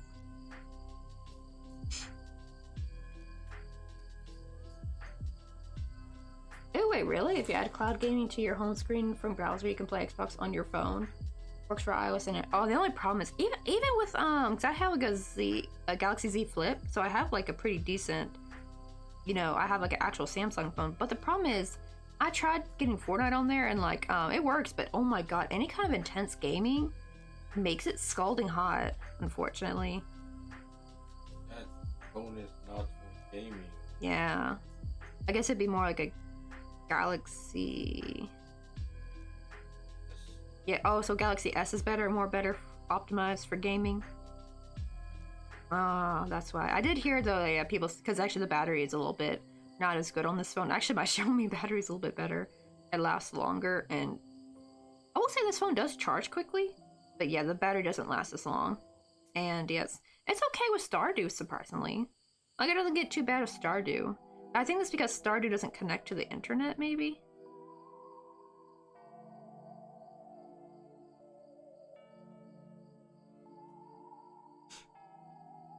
I play on your iPhone SE3. I play on Forza for hours. I also like, I'm guessing iPhones are pretty good for gaming too. They don't get too hot. It's like anytime I try to do anything, like even if I film for too long with this phone, it gets scalding hot. And I'm very scared because, you know, if you let it get too hot, it will damage it. Because that's what happened to my old Xiaomi. Is I used to not game with it, but I would stream with it. Back when I did YouTube only streaming, this was before we got our desktop computer. And it was so fast when I first got it, and after streaming with it for a few months, it started getting slower and slower. So yeah, it would get, and especially the summertime, oh god, that thing would be scalding to the touch. It would actually burn my finger almost. That's how bad it got.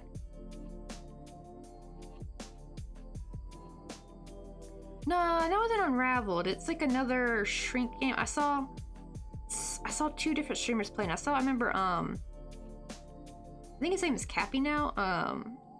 But it used to be called Swiss Knee. He used to do mostly Planet Zoo streams, and he was playing this game before. Had some spiders in it. It's like a group of kids kind of go through their backyard. It wasn't It Takes Two though. I forgot what it was called. It's been 2 years since I've seen anyone play it. I forgot what it was. Oh no, weren't you? Because yeah, we were talking about gaming on the because we were talking about Psychonauts, and I think I could be able to play it on the PC because we have the Game Pass, thankfully. We have it for both. We have it for both Xbox and PC. I think, or is it automatically already? I remember before you had to choose, I think, if you want it for Xbox only or if you want it for PC and Xbox. But I think now maybe it's like regardless. Careful. Yeah. And it's still a choice, or do they just make it already just both with the new one? I swear they changed it. Maybe not. But yeah, thankfully we got both. So we're Gucci. Ah, okay, so price different. Yeah, this way we got the more expensive one.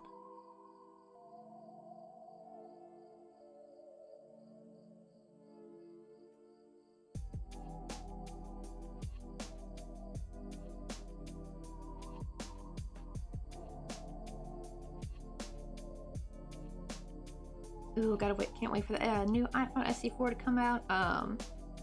Yeah, I think it was Grounded. There we go. Finally. I could not remember the gosh darn name of it. Yeah, it was Grounded. That's the one I'm thinking of, because at first I almost said It Takes Two, but I was like, wait, no, it's different because the two characters in that are little dolls, and these are, I remember looking like regular human kids, and there was like way more of them too, and the gameplay was a little bit different. projects were kind of similar. It had this, they both had the same concept of being like shrunken, I think. Oh, gonna have to join on some more blue in a bit. We're almost out of this one. We're making a little, for y'all who want to see, we're making a little Oron berry. That's how it's going so far. And I got, where's my little thingy? I got this, it looks like a little IUD. But this is what I do with the jewelry wire to like make it into a prop. So you want to bend the end, so because if I just left it straight, it would like go right through the stitch, even if I glue it. Is it not going down? There we go. I was like, right, we got there. Yeah, as soon as I was like, I knew if I saw the name, it would like jog my memory, but I just could not remember because it's been 2 years since I've seen anyone playing it. Or maybe last year. Maybe it was last year. Can't tell. When did Swissney stop streaming on? Because he doesn't stream on Twitch anymore. And now his name is like Bad Cappy or something. He's like got like a little capybara VTuber character. Yeah, he wasn't having too much luck on Twitch anymore, sadly, so he moved over to YouTube. It's just funny because for me, YouTube is like nothing but crickets over there. But that could be because maybe YouTube works for like gaming streaming, maybe like a gaming live stream, because like for crafting it's crickets over there. To be fair, it's because there's actually no crafting category. Like when I stream, it's how to.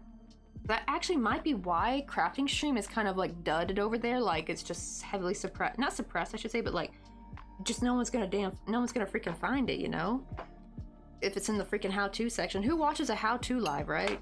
Usually you're gonna watch a, what do you call it, a game stream. That's probably on there somewhere. No one YouTube. Oh, how long I've been crocheting? Since I was 11. Oh no, you lost a life. Now you gotta watch ads every time you make a mistake.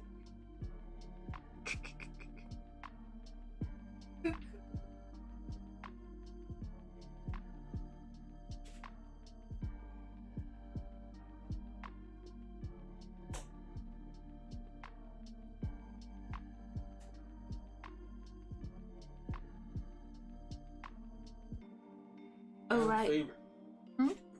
Tomorrow. Can you move the transfer the body wash bottle? Oh yeah.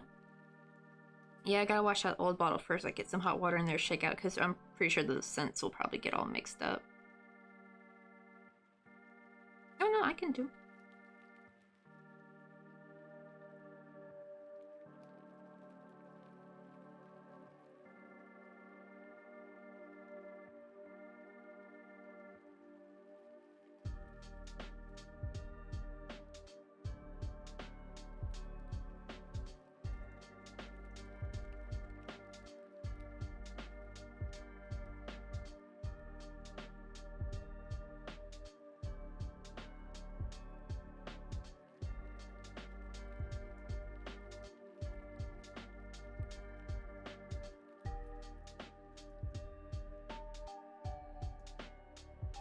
Time to join out the new one.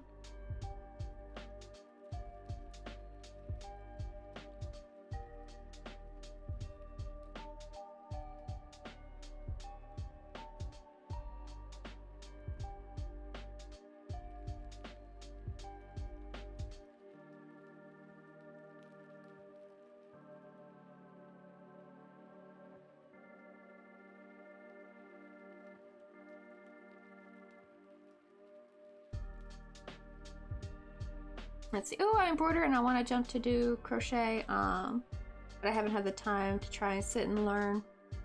Especially if you got anyone in your life willing to show you, that will be even more helpful. Because I know some people have a hard time trying to, learn from the videos, and they actually do better with someone sitting next down to them.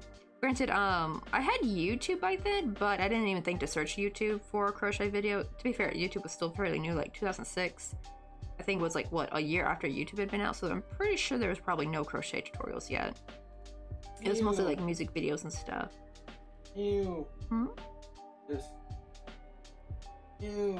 Oh yeah, because this game, whenever he has to watch an ad, he has to watch, you know those gross, like pimple popping game ads, or like the helper get ready for a day, and it shows like this really weird smelly girl in the with the super long brown hair and wearing like funky clothes. You know those ads? Oh god. Keeps getting those. Huh.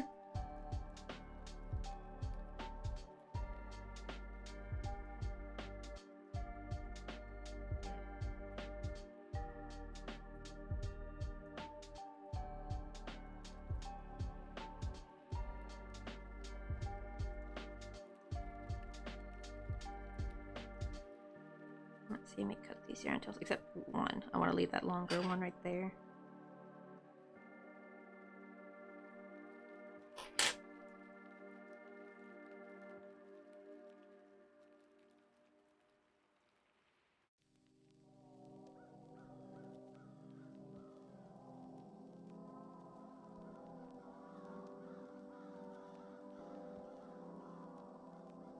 Yeah, the game has those overgrown eyebrows, right? Yeah.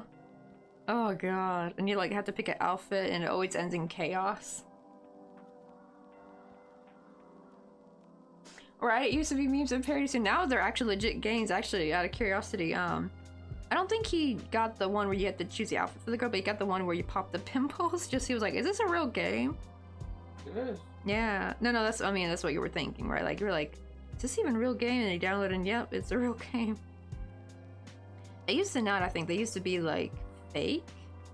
I'm still pissed at the old, like, you know the old Homescape ads where you had to, like, choose the different tools to fix whatever debacle he was in? And you think, hey, this is kind of fun. Let me actually download. And then you get, like, just block matching game, color matching game. Like, I was so disappointed. The game was completely different. I was like, oh, I was really hoping it'd be these, like, cool scenarios. I don't know why they did that. Like, why would you do an ad like that for a game that's not even how your game plays? Like, I didn't understand. Like, make the game like that, or like make a version of that game like that. Like, maybe if you want to make like a separate game still using the Homescape character, like, yeah, just make a second game, like choosing a different tool. Like, I just get those ads all the time.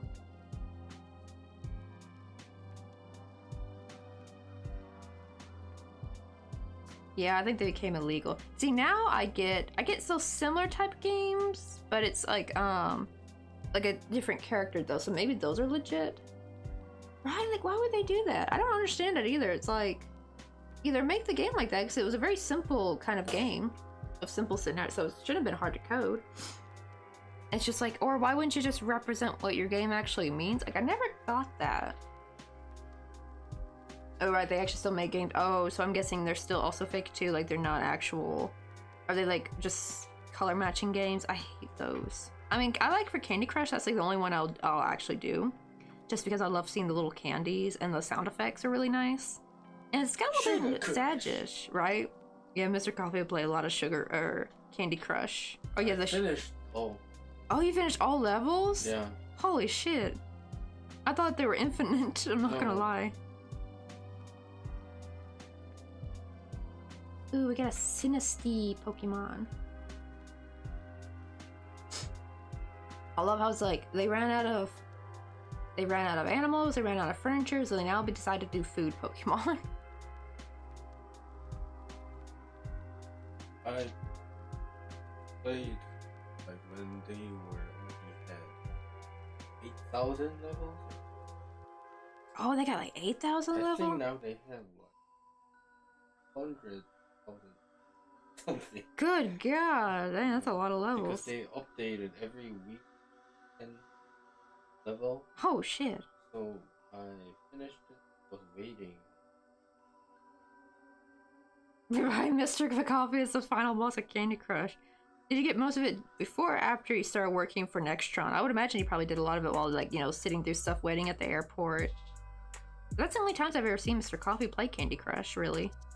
It's when we're like waiting at the airport or waiting to do something at a train station or bus station. We could have finished it. Not finished. Okay, I think we got it long enough. So now the hard part, we gotta get this through there. Ah! You caught the Pokemon, but I didn't.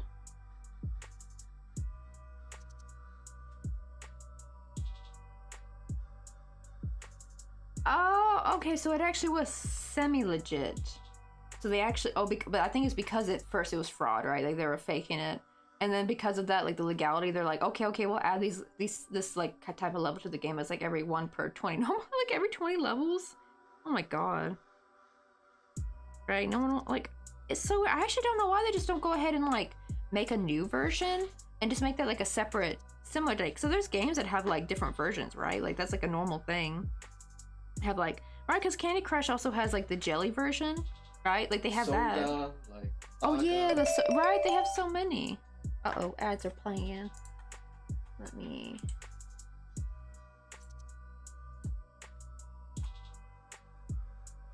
You press and you get money. No, ads are playing already right now. They just play, they're scheduled to play. You can, Kano in redeemed ads. No, oh no, that's the... So there is a redeem where someone can do, but it doesn't play it automatically. You had to play the ads yourself, but that's like a higher redeem. This is more... really cheap, only 1 point, and it's like it has a sound effect, right? Because sometimes I don't know the ads are playing. See the green bar pops up, it's silent, I don't hear anything, so I'll keep talking and sometimes people will forget to tell me that we're in ads, and then they'll be like, oh, just back from ads, and they end up missing half the conversation. So that is like a redeem someone can easily do for that's only 1 point, just to give me like an audio cue, like, hey, wait, we're stuck in ads, put a pin the convo, like that. And it's really helped a lot when people use it.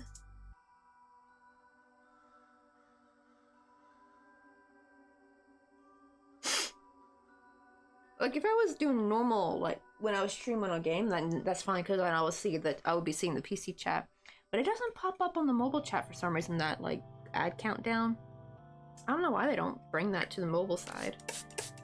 Nah, instead they decide to frick up the For You page and completely mess it up and everyone hates it now. Like, no, you could have done some real improvement, Twitch, to your mobile side, but no, you didn't listen to nobody, just did something that nobody asked for, and now everyone hates it. I will say, though, Twitch did pretty damn good, though, with the Twitch alerts. I'm actually really happy for that. But that's more the PC side, that you implement that. What'd you think of the... It looks like old ranch house, right? It looks like... Oh yeah, it does look like Evil Dead Home. We can say that too. Courage the Cowardly Dog, Evil Dead.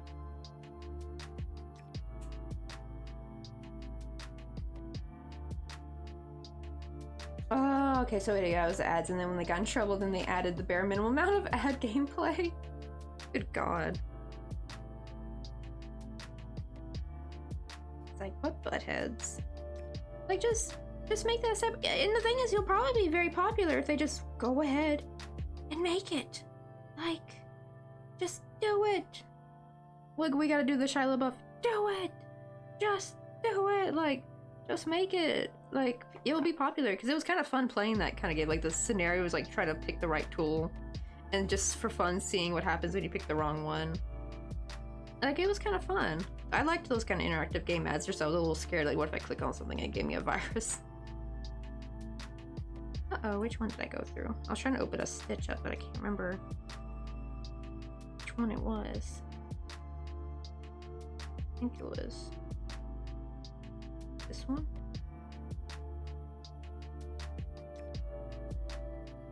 Okay, there we go, it's more visible.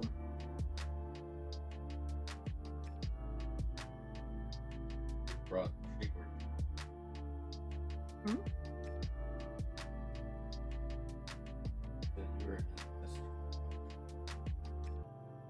Oh, really? Hmm.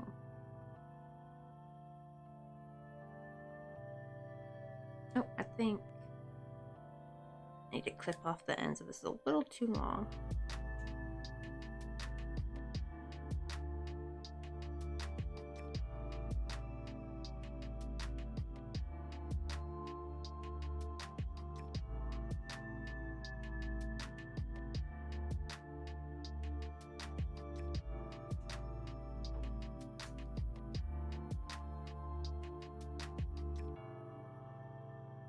Let's see, are you guys back? I think you guys should be back from ads.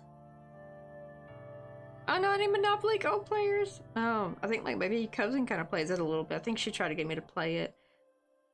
But I don't really play as many mobile game ads anymore like I used to. They just heat up my phone too much. And also then I also get too addicted, and they're really good when you gotta wait for something, right? Like you're waiting for public transportation. I used to play them more often when I'd be like waiting on the bus or something while going to work. But now it's like, if I feel like I'm not crocheting or cleaning, I feel like I'm being unproductive. Ew. I try to, or if I'm not streaming, like one of those three, if I'm not doing any of those three, I feel unproductive. Unfortunately. Plus now it's also crackdown season. What me? I'm gonna use this glue. This glue's a little bit stronger.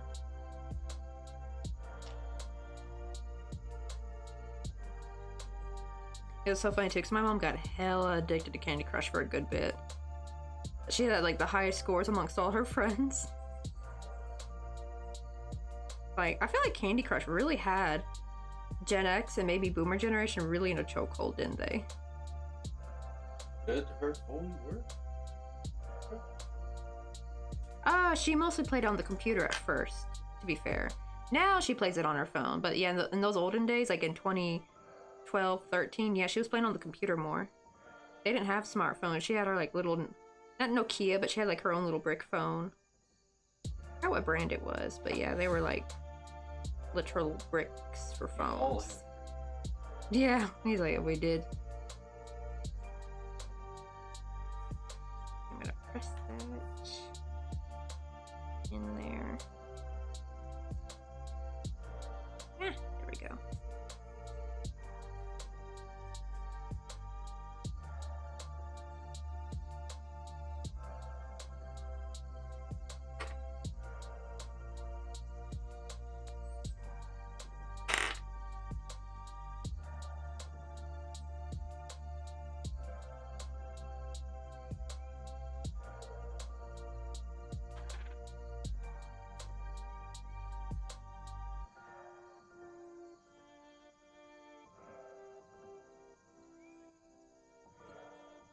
Hey, Cathonic J! Oh no! You're stuck in untangled yarn hell. It really is to be hell like that.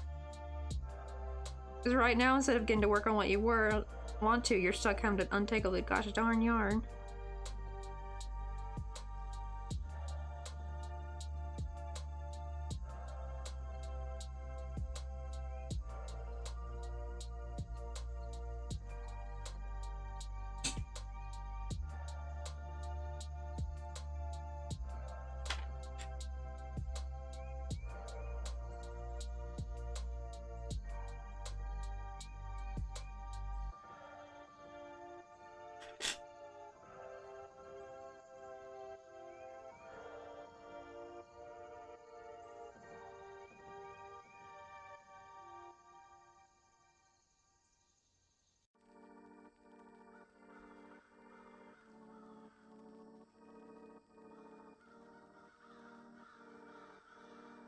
Oh no, that's why, yeah, it's a hank. That's why I never get, to be fair, like, hanks are more like the more bougie yarn, right? I don't think I've never seen anyone use hanks for amigurumi, right? We usually just stick with our store-box yarn for the cotton. I was trying to unwind it carefully into a ball. Yeah, that's what they call the winder thing? I forgot what it's called. It's got like a specific name, and I always forget it because I don't have one. I got a regular I got a regular yarn winder thingy, but not the big thing that you use to like kind of, because you use that to undo the hank first before you put it through the yarn winder.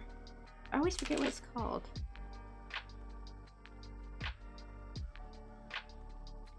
Oh, just yeah, just now I'm just doing my best. Oh, I'm gonna make a shawl. See, yeah, that definitely would call for like probably something like a hank, something with some good quality yarn. Still movable. I'm gonna put some glue in here so it'll stop moving around.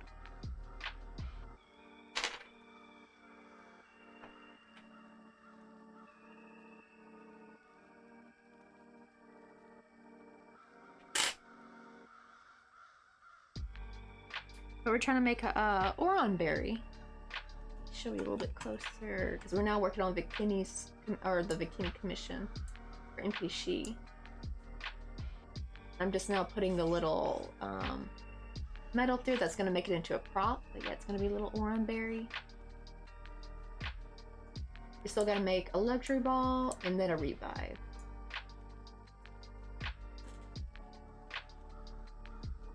Oh, really? Oh, I didn't know. When did Target have yarn? Wait, your Target has yarn? Damn, my Target's lame. Granted, I'm like probably hundreds thousands of miles away from a Target. But yeah, when I visit my hometown though, it's like our Target didn't have no damn yarn. I feel cheated.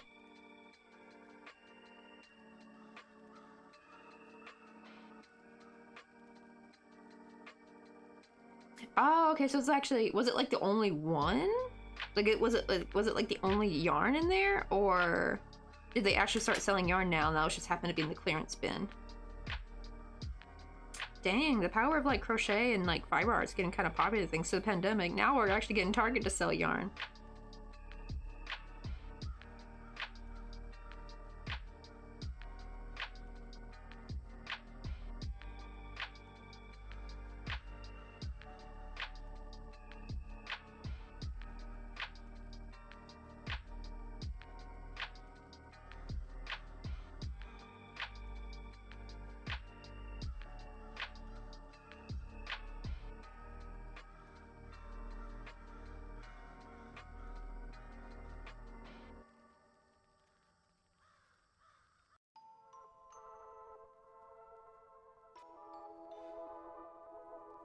Now we can finally start decreasing.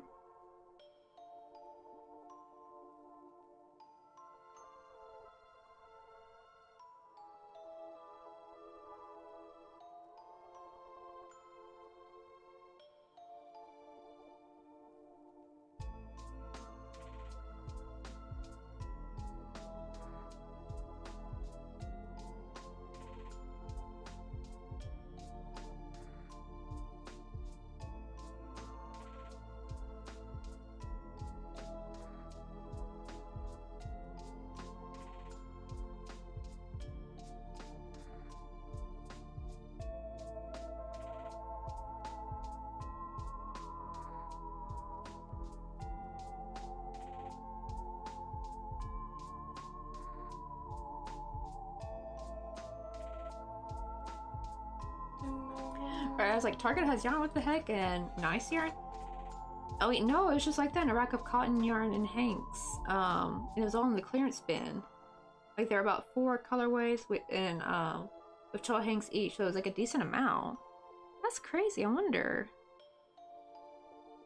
how they got that. Like I could maybe get that if it was like a discount store like Ross or Marshall's, right? Because they technically buy stock from other stores, right? Like leftover stock. But usually Target has like their own stuff. That's interesting. And maybe it means like maybe in the future Target will start having to include yarn in the arts and crafts section. Target can.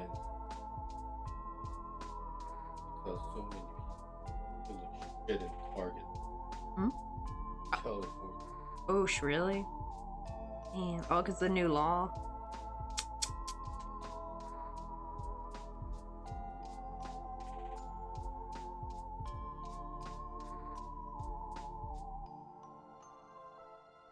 Can they ever repeal that law, though? Makes me wonder if they're just trying to catch people. Like, people like, oh, if I only steal this amount, I'll be fine. And then they repeal the law, and then everyone who ever stole from Target or like any store is gonna get in trouble. That's why I just refuse to participate in that. I'm like, nah, this smells like a trap to me. One guy tried to steal stuff from Walmart. This security lady, stole him and smashed him. Huh? And she got fired. What? She got hired by UFC's security. Yeah, That's probably better paying, to be honest. That is, but that's the life of stupid California. Hey, Milscript, how you doing? Hey, what's the Pokemon stuff about? Oh, okay, so the first bit, because we're trying to do 2 projects at once in a stream, and so back on my subathon, NPShi was the top gifter, so they get a custom commission, and they wanted a little desk prop of little bikini. Here's his head right here. Nice. What is the music? Oh yeah, Chewy.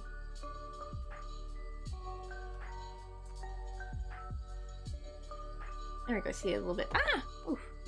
But yeah, we got the head done. I can't work on his body on stream because it looks very questionable if you know this Pokemon. Like when you work on his legs and torso, it straight up looks like a ball sack. So I'm working that off stream. I don't want to get dinged. But we have some props to work on for him. So I decided, well, let's at least work on those until I finish his body. And let me make sure that's nice and full. But yeah, we're just now finishing up the little Oron berry because he wants me to make an Oron berry, a luxury ball, and a revive. I was like, oh yeah, speaking about yarn, right? Got lots of yarn talk. Like, can you believe yarn at Target? Oh, almost forgot. Oh, but here's like a for scoop. Here's how we're doing on the little haunted house. I kind of messed up the roof, so we had to do like a different roof type. So now it looks like an old ranch house, like very hillbilly, very middle of nowhere, very Courage the Cowardly Dog kind of look. That's true. Yeah, a lot of Pokemon, like a lot of Pokemon's bodies are kind of dog shaped. Yeah, his is like straight up though. Like, where is he at? Like, y'all can imagine, like, just making, because you have to make the two spheres first and join those, and then like decrease to make the torso. Yeah, and not to mention the color. I think if it was like a different color, like not a skin tone color, like if it was like blue or green, I might be safe. But yeah, with his coloring, yeah, like any creams, peaches, browns, tans, not safe. That would probably get dinged by Twitch. Because I don't put my channel as 18 plus. I try to keep it more PG-13. So I'm working that off stream. I think once the arms are joined, then I think we'll be fine. Because once the arms are on, then it'll look better. And then we can we can work on his feet and hands after that. And I can do that on stream. Oh, that means I gotta take the make the arms off stream maybe. Oh, did I skip the thing I was supposed to do? Oh yeah, I was supposed to decrease. Whoopsie.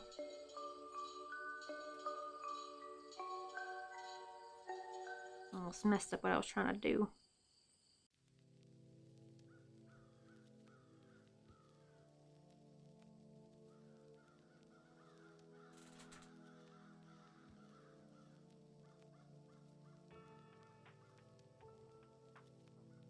Yeah, hold on, this...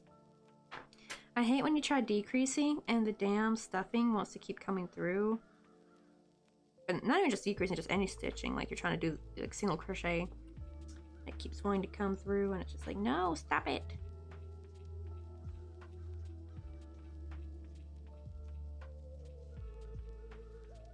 Yeah, it's like right once you saw, you're like, yep, Twitch will probably not like me for showing that.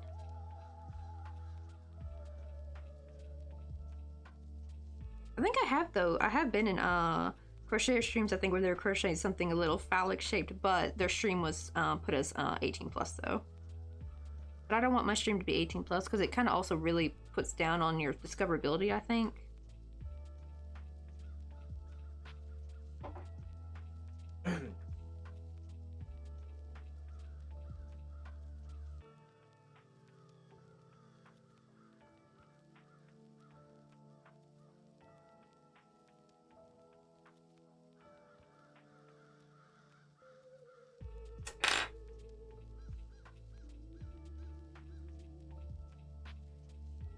Wait, let me see real quick.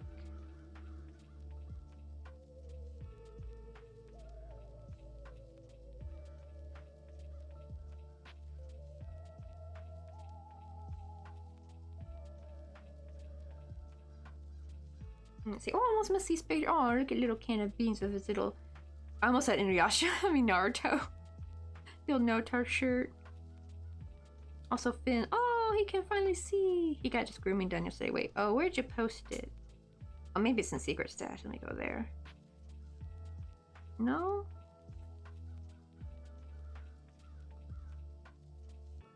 Oh, I mean, I'm sorry, I meant like which channel. Or maybe it's, oh, here it is, okay. I wonder if this is gonna be like, is this like a separate brand or is this like maybe a Target brand yarn?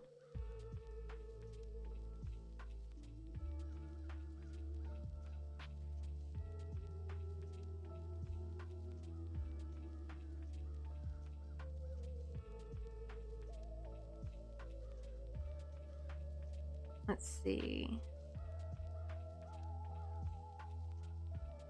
Out of Hudson, Ohio. Made in Turkey. And distributed. I'm guessing manufacturing date was, oh wow, January 1st. So maybe this is like a new thing for Target, or maybe Target tried to sell yarn and it didn't go so well, so they all end up in the like clearance bin.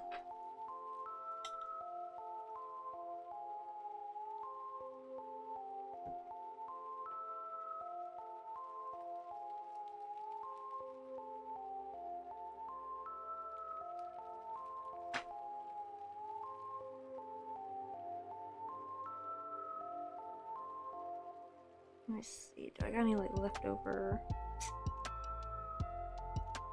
blue? This brown will be too dark. Maybe this brown won't be so bad. Let me try, because I need to stuff it, but I used up, y'all, to finish this house, we actually ended up using up all the stuff, and this is all from just working on the stairs and the roofing today, so yeah, it's empty again.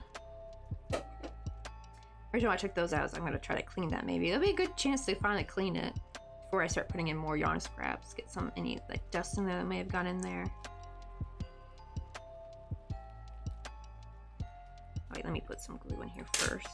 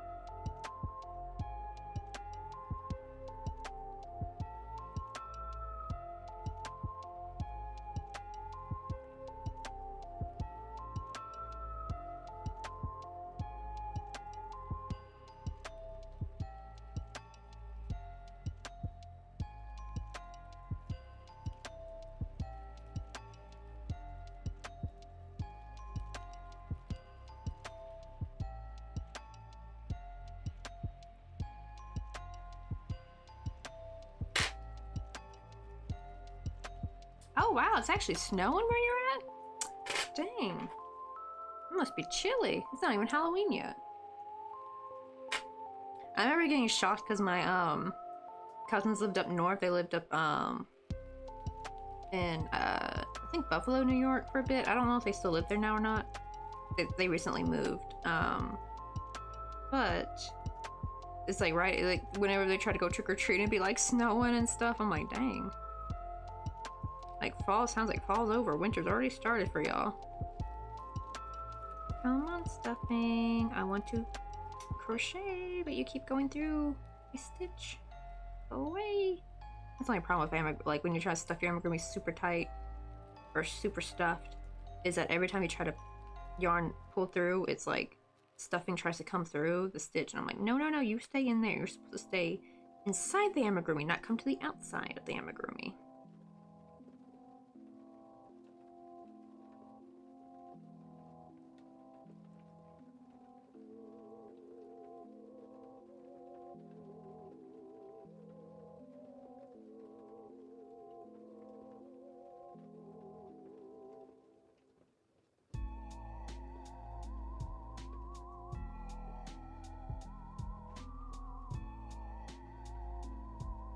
Let's see. Oh yeah, I'm dual streaming. Restreaming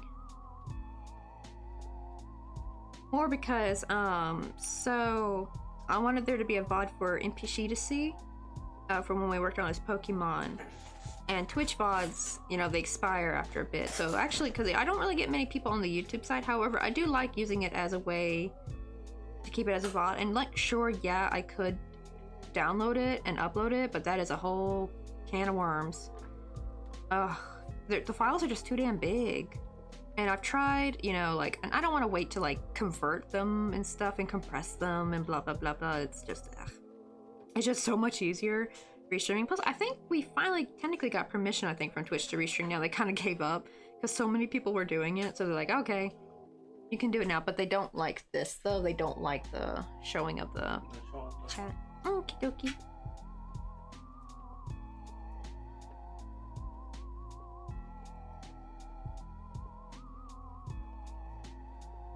Oh, not to mention another thing too. So when I would download them, I had to like upload them to a different YouTube because the problem is when you upload it, it uploads as a video and not a live stream. And I didn't want it bogging down my crochet tutorials and stuff and like clogging up space. Because at least now YouTube has like the nice like little organization where you can see live streams separately. That's also why I restream.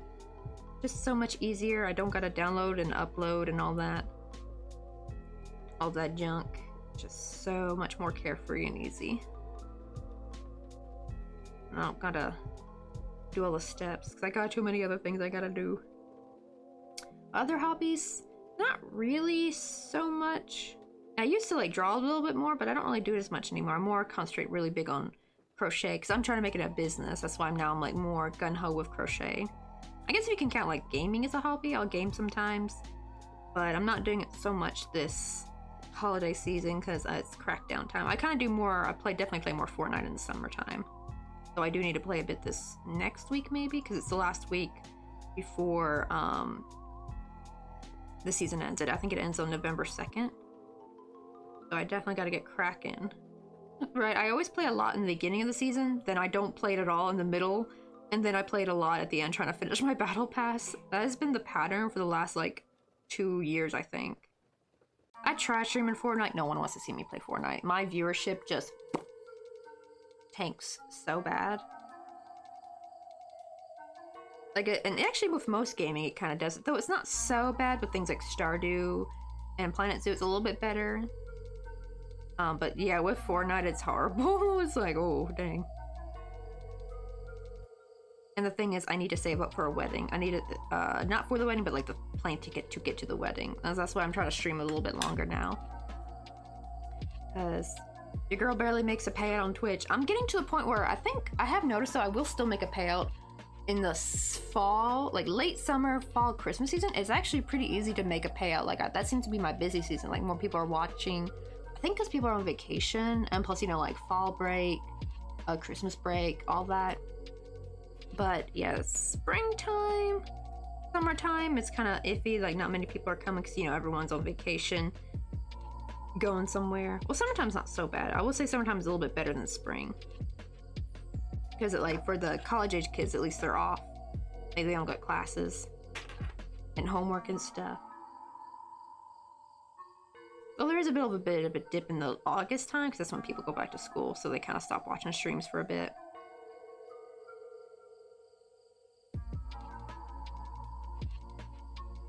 Okay, there we go.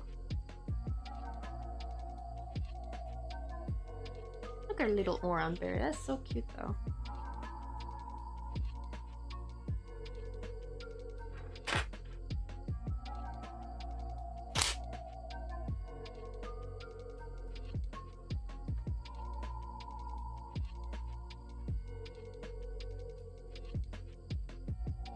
I think I want to try making a revive next. I'm like trying to think how I'm gonna do that. It kind of looks like a little, like the little plumb bob, right? Like on Sims, like their little diamond above their head. Kind of looks like that, but it's yellow. Wondering how to do that, like how to get the sharp edges. You know, that's what I'm trying to see what I'm gonna do.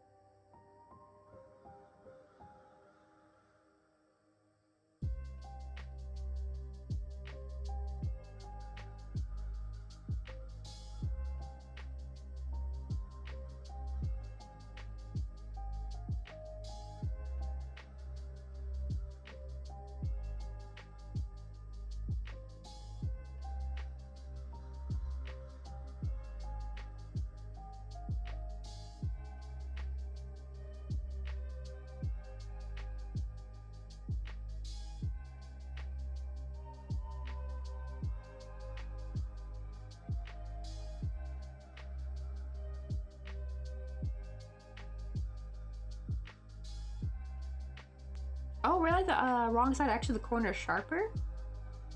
Oh, I never thought that. Usually what I do is, it depends on how I do the corner. Like if I'm doing a single crochet edge, if I'm going to sew it into something, or if I'm going to crochet into it, I'll just do 3 single crochet in each corner. And it's like a rounded corner, but it's a lot sharper than just leaving it, you know, as is. But I found if you single crochet, chain 2 really tightly, and then single crochet back in that spot, it got like a really nice corner actually. With that too, you option making separate panels. But yeah, if I sew things together, I'll do like the 3 single crochet thing, because that way I can actually sew through that stitch. Because it looks, I've tried sewing through the chain 2 spot, and it opens up too much once you know, try pulling the thread through. That's why. But if it's gonna be a motif though, then I'll do single crochet, chain 2, and single crochet in the same spot, and it makes a beautiful sharp corner. That's what I'll do sometimes when I make hearts actually. Like a heart motif, I will have a different place to join, and then like make sure I can get that, like I'll make sure that the bottom part I don't have to join in, so I can get that nice little sharp corner, and it just looks so much cleaner. Because if I finish there, then it kind of messes it up.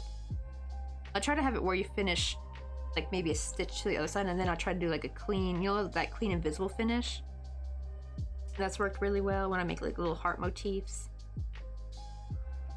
Let's see.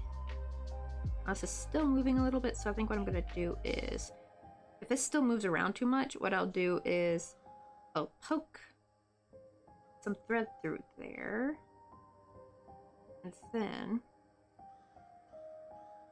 let me pull this up so the berry's more squat looking. With the teeniest bit of glue.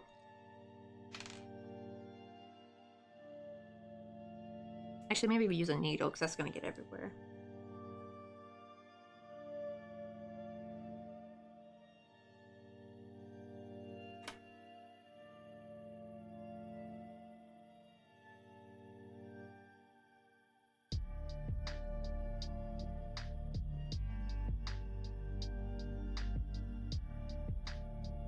There we go, I'm gonna wrap it a few times.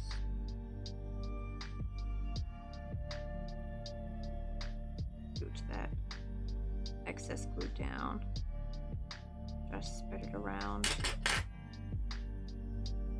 That'll hopefully keep that from wiggling.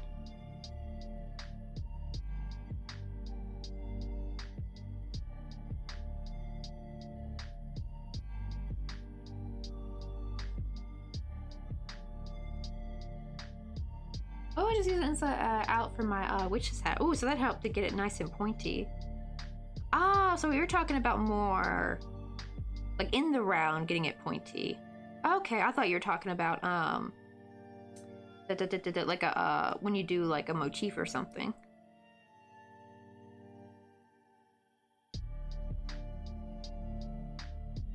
Hey, Kina, how you doing? Ooh, just got home from work, and it's raining, so ooh, making some cold noodle and ooh, tacos.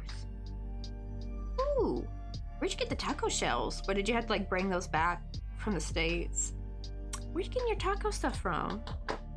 We always have to bring stuff back, unfortunately, if we want tacos. They do have tortillas here though. I guess you could kind of technically make your own, but they don't have the corn tortilla. Because basically like a taco shell is just a corn tortilla that's been baked in place, or fried, I think. There we go, and yeah, it doesn't move around anymore.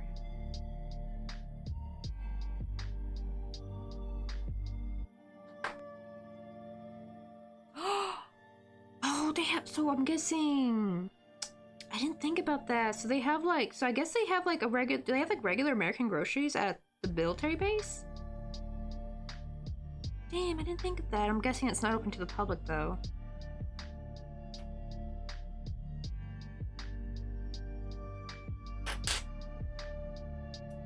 That's where they're hiding all the good taco stuff.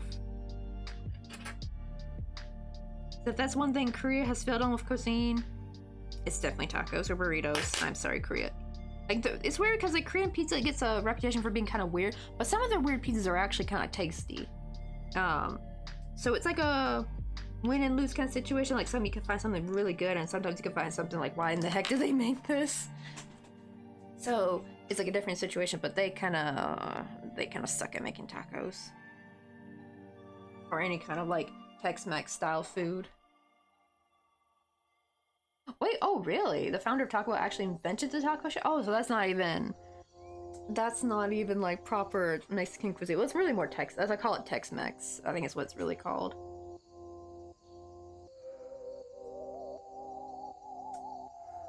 Oh, we have a commission that's actually almost cookie cutter in the US. Damn! What are the prices though? Like, are they decent? Like, oh my god, is milk cheaper there? Because Korean milk be pricey.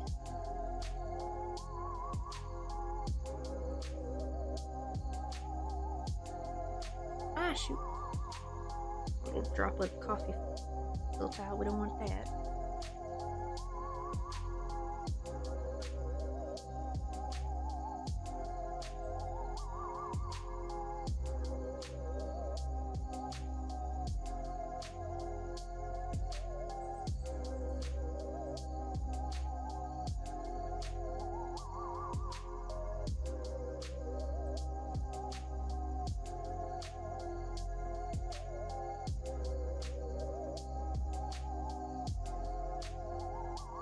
Now for the last bit of fun, time to apply fire. Get this all nice and all the fuzzy's gone.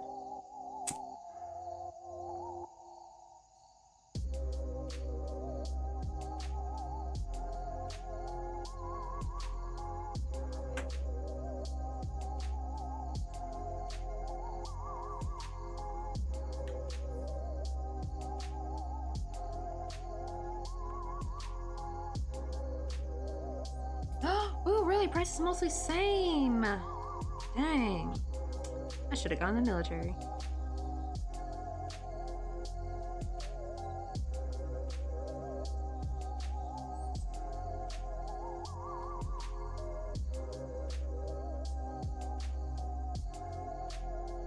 Well, that's the thing, it's on the... So, Kenai works, I think you work on a military base, right?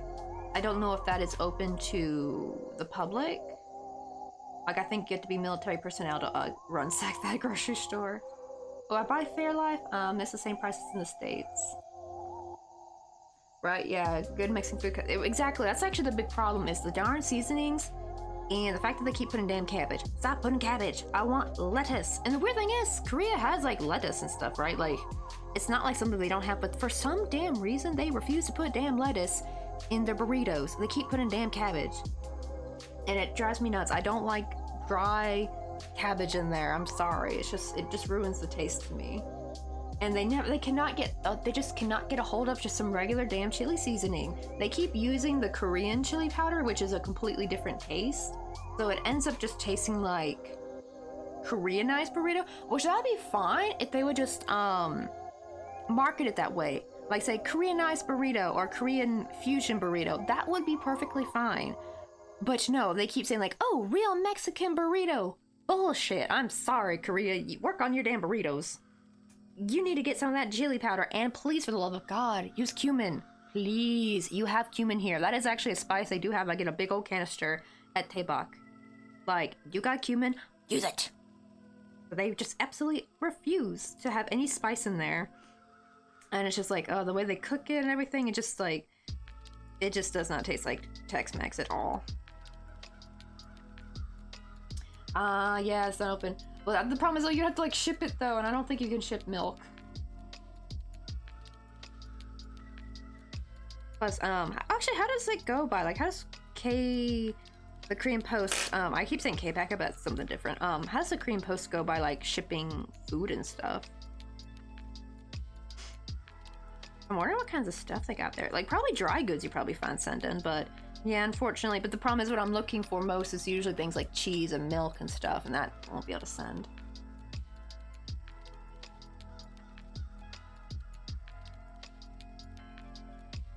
I guess they made it like, yeah, so because far I know the Korean food here is pretty decent. Alright, if they just made it like a Korean style burrito and called it that, that would be fine. But they try to lie and say, that's real Mexican food. Oh my god, you want to see something laughable, y'all? Hold on. We gotta look this up. This is by Otugi. Y'all want to see Otugi's interpretation of a real Mexican burrito? It's damn hilarious.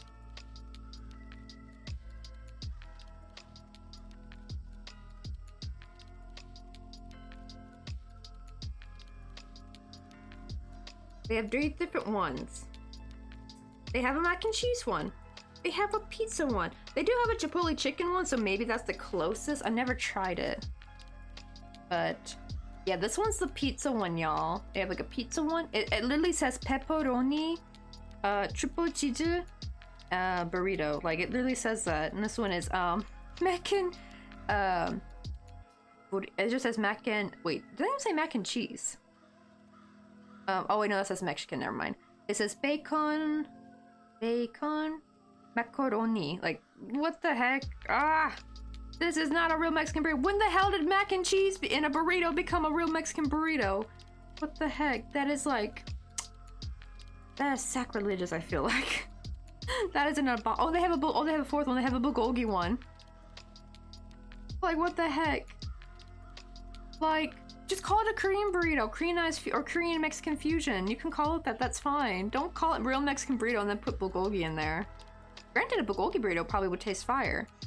Here it is, the mac and cheese one. Look at it. It's mac and cheese and ham. It says in big, bold letters, real Mexican burrito. This is a laughing stock. It's like a meme now to me. And my friend Tito.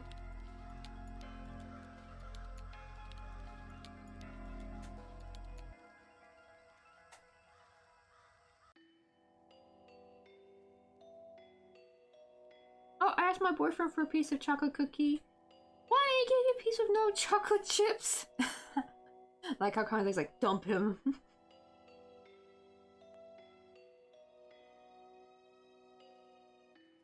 And it's like, oh, I have yet to send anything through the mail, so I probably could send dry goods. Right?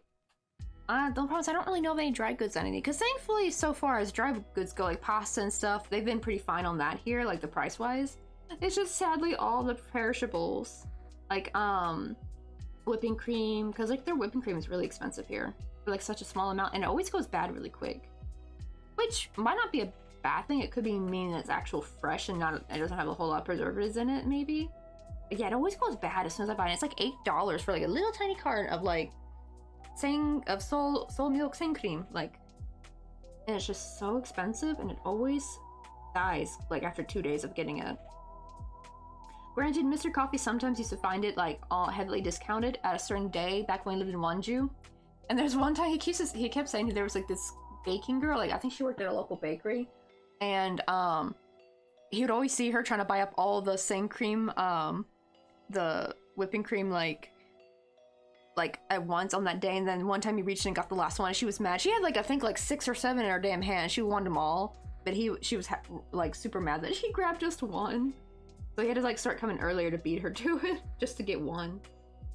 Like, good lord, lady, leave some for the rest of us. Like, y'all a business. Y'all have access to buy them in like the more wholesale price. Why the hell are you buying from a Home Plus?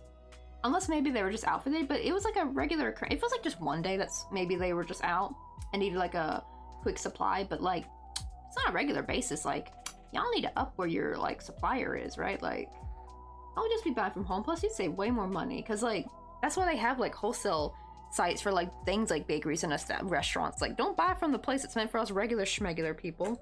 Like, save some for the rest of us, you stingy poo.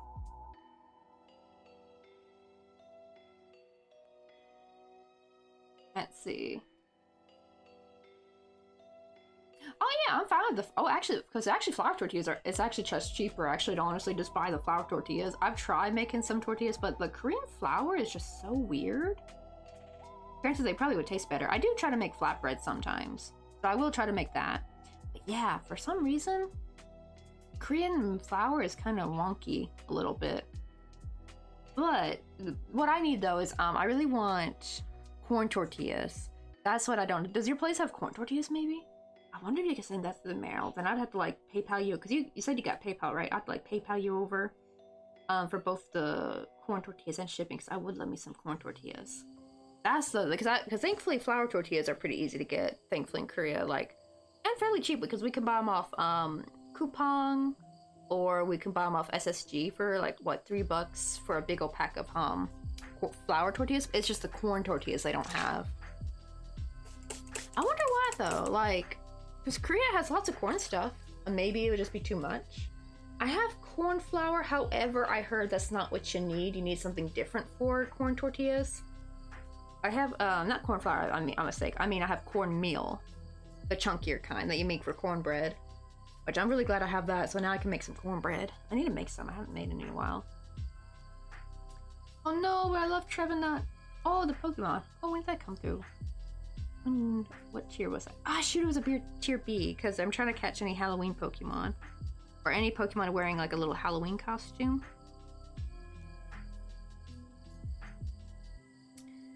There we go. We got our little Oranberry finished.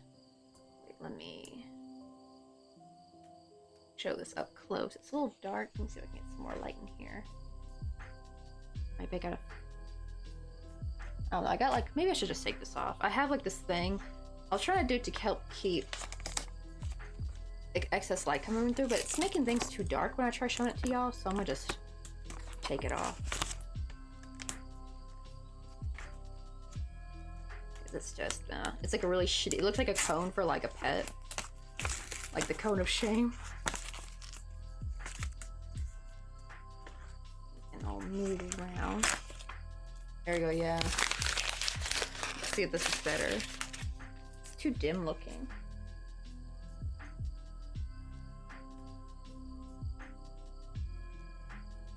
There we go, now I can see that a little bit better. Got our little tiny Oranberry.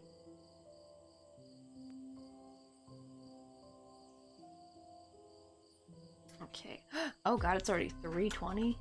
How long have we been streaming? Oh damn, almost 5.5 hours. Oof.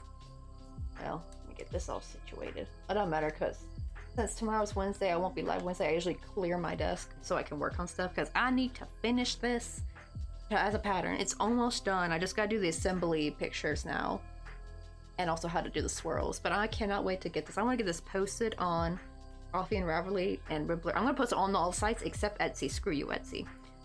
Sorry, but like, one, I don't like how you've been treating your shoppers, and two, the Timo shoppers are like hunting there. That's like their hunting ground. Pinterest and Etsy, it seems like they're stealing people's pictures of their patterns and then trying to sell fake kits, and then make those customers come hassle you for your pattern. It's so stupid. Okay, let's see. Let me get the raid set up. Let's see who's on.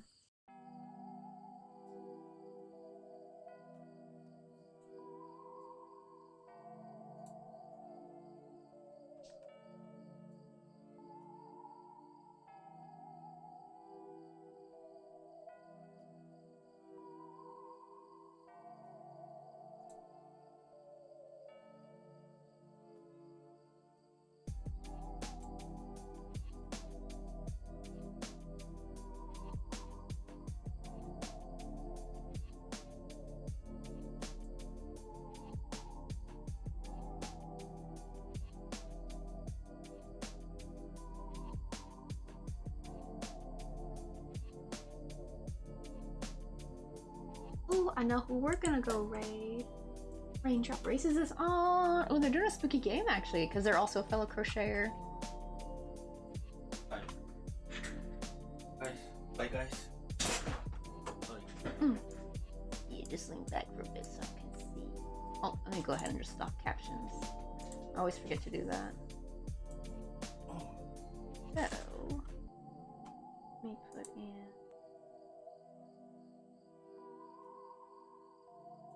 Raid.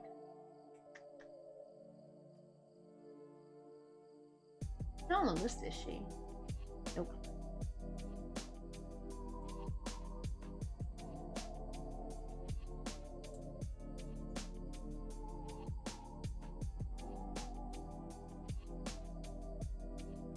Ooh, they're playing Little Nightmare. This has 2.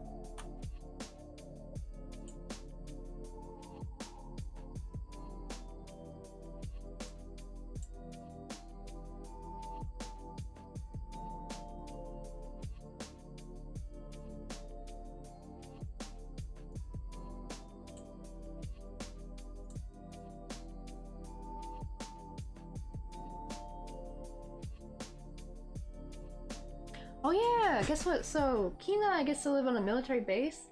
She gets to order American groceries for almost same price. Not order, like actually shop there, and they're actually there ready to pick.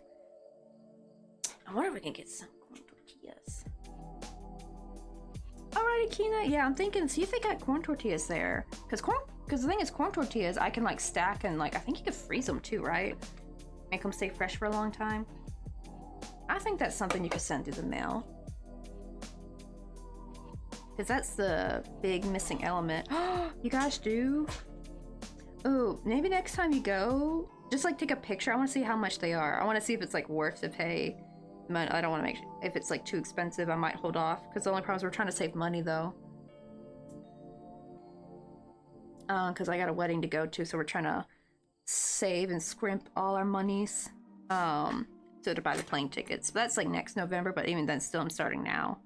Because they're like very expensive. They're like in the thousands of dollars. Not to mention I still gotta like purchase a dress and stuff, and I don't know what I'm gonna spend at her bachelorette.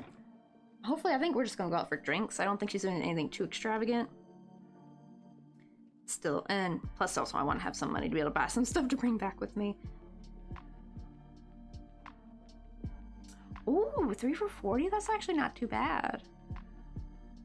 Granted, I wonder how much it'd be like if I buy like $12 worth. Freeze them for a good bit. Because that would be nice, finally having some corn tortillas that we can like stack for later. That's the problem with some stuff is like, so I'm trying to be like kind of low, not keto, but like lowish carb.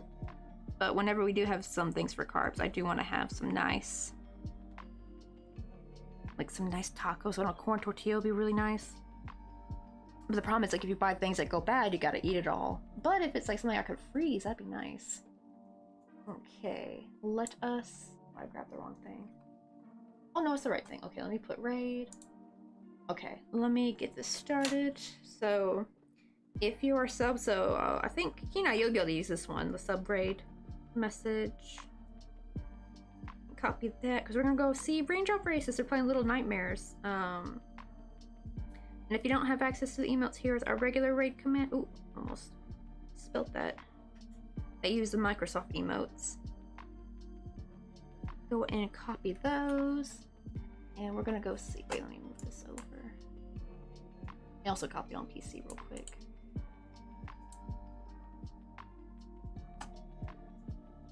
And I will see you guys on Thursday. And I'm hopefully gonna try to do a lot of work on this. Get this done as a pattern. And hopefully this will be done soon. And hopefully if I get his body done soon, I can like reveal it on Thursday without it looking a little too sussy, you know? I will see you guys. Bye!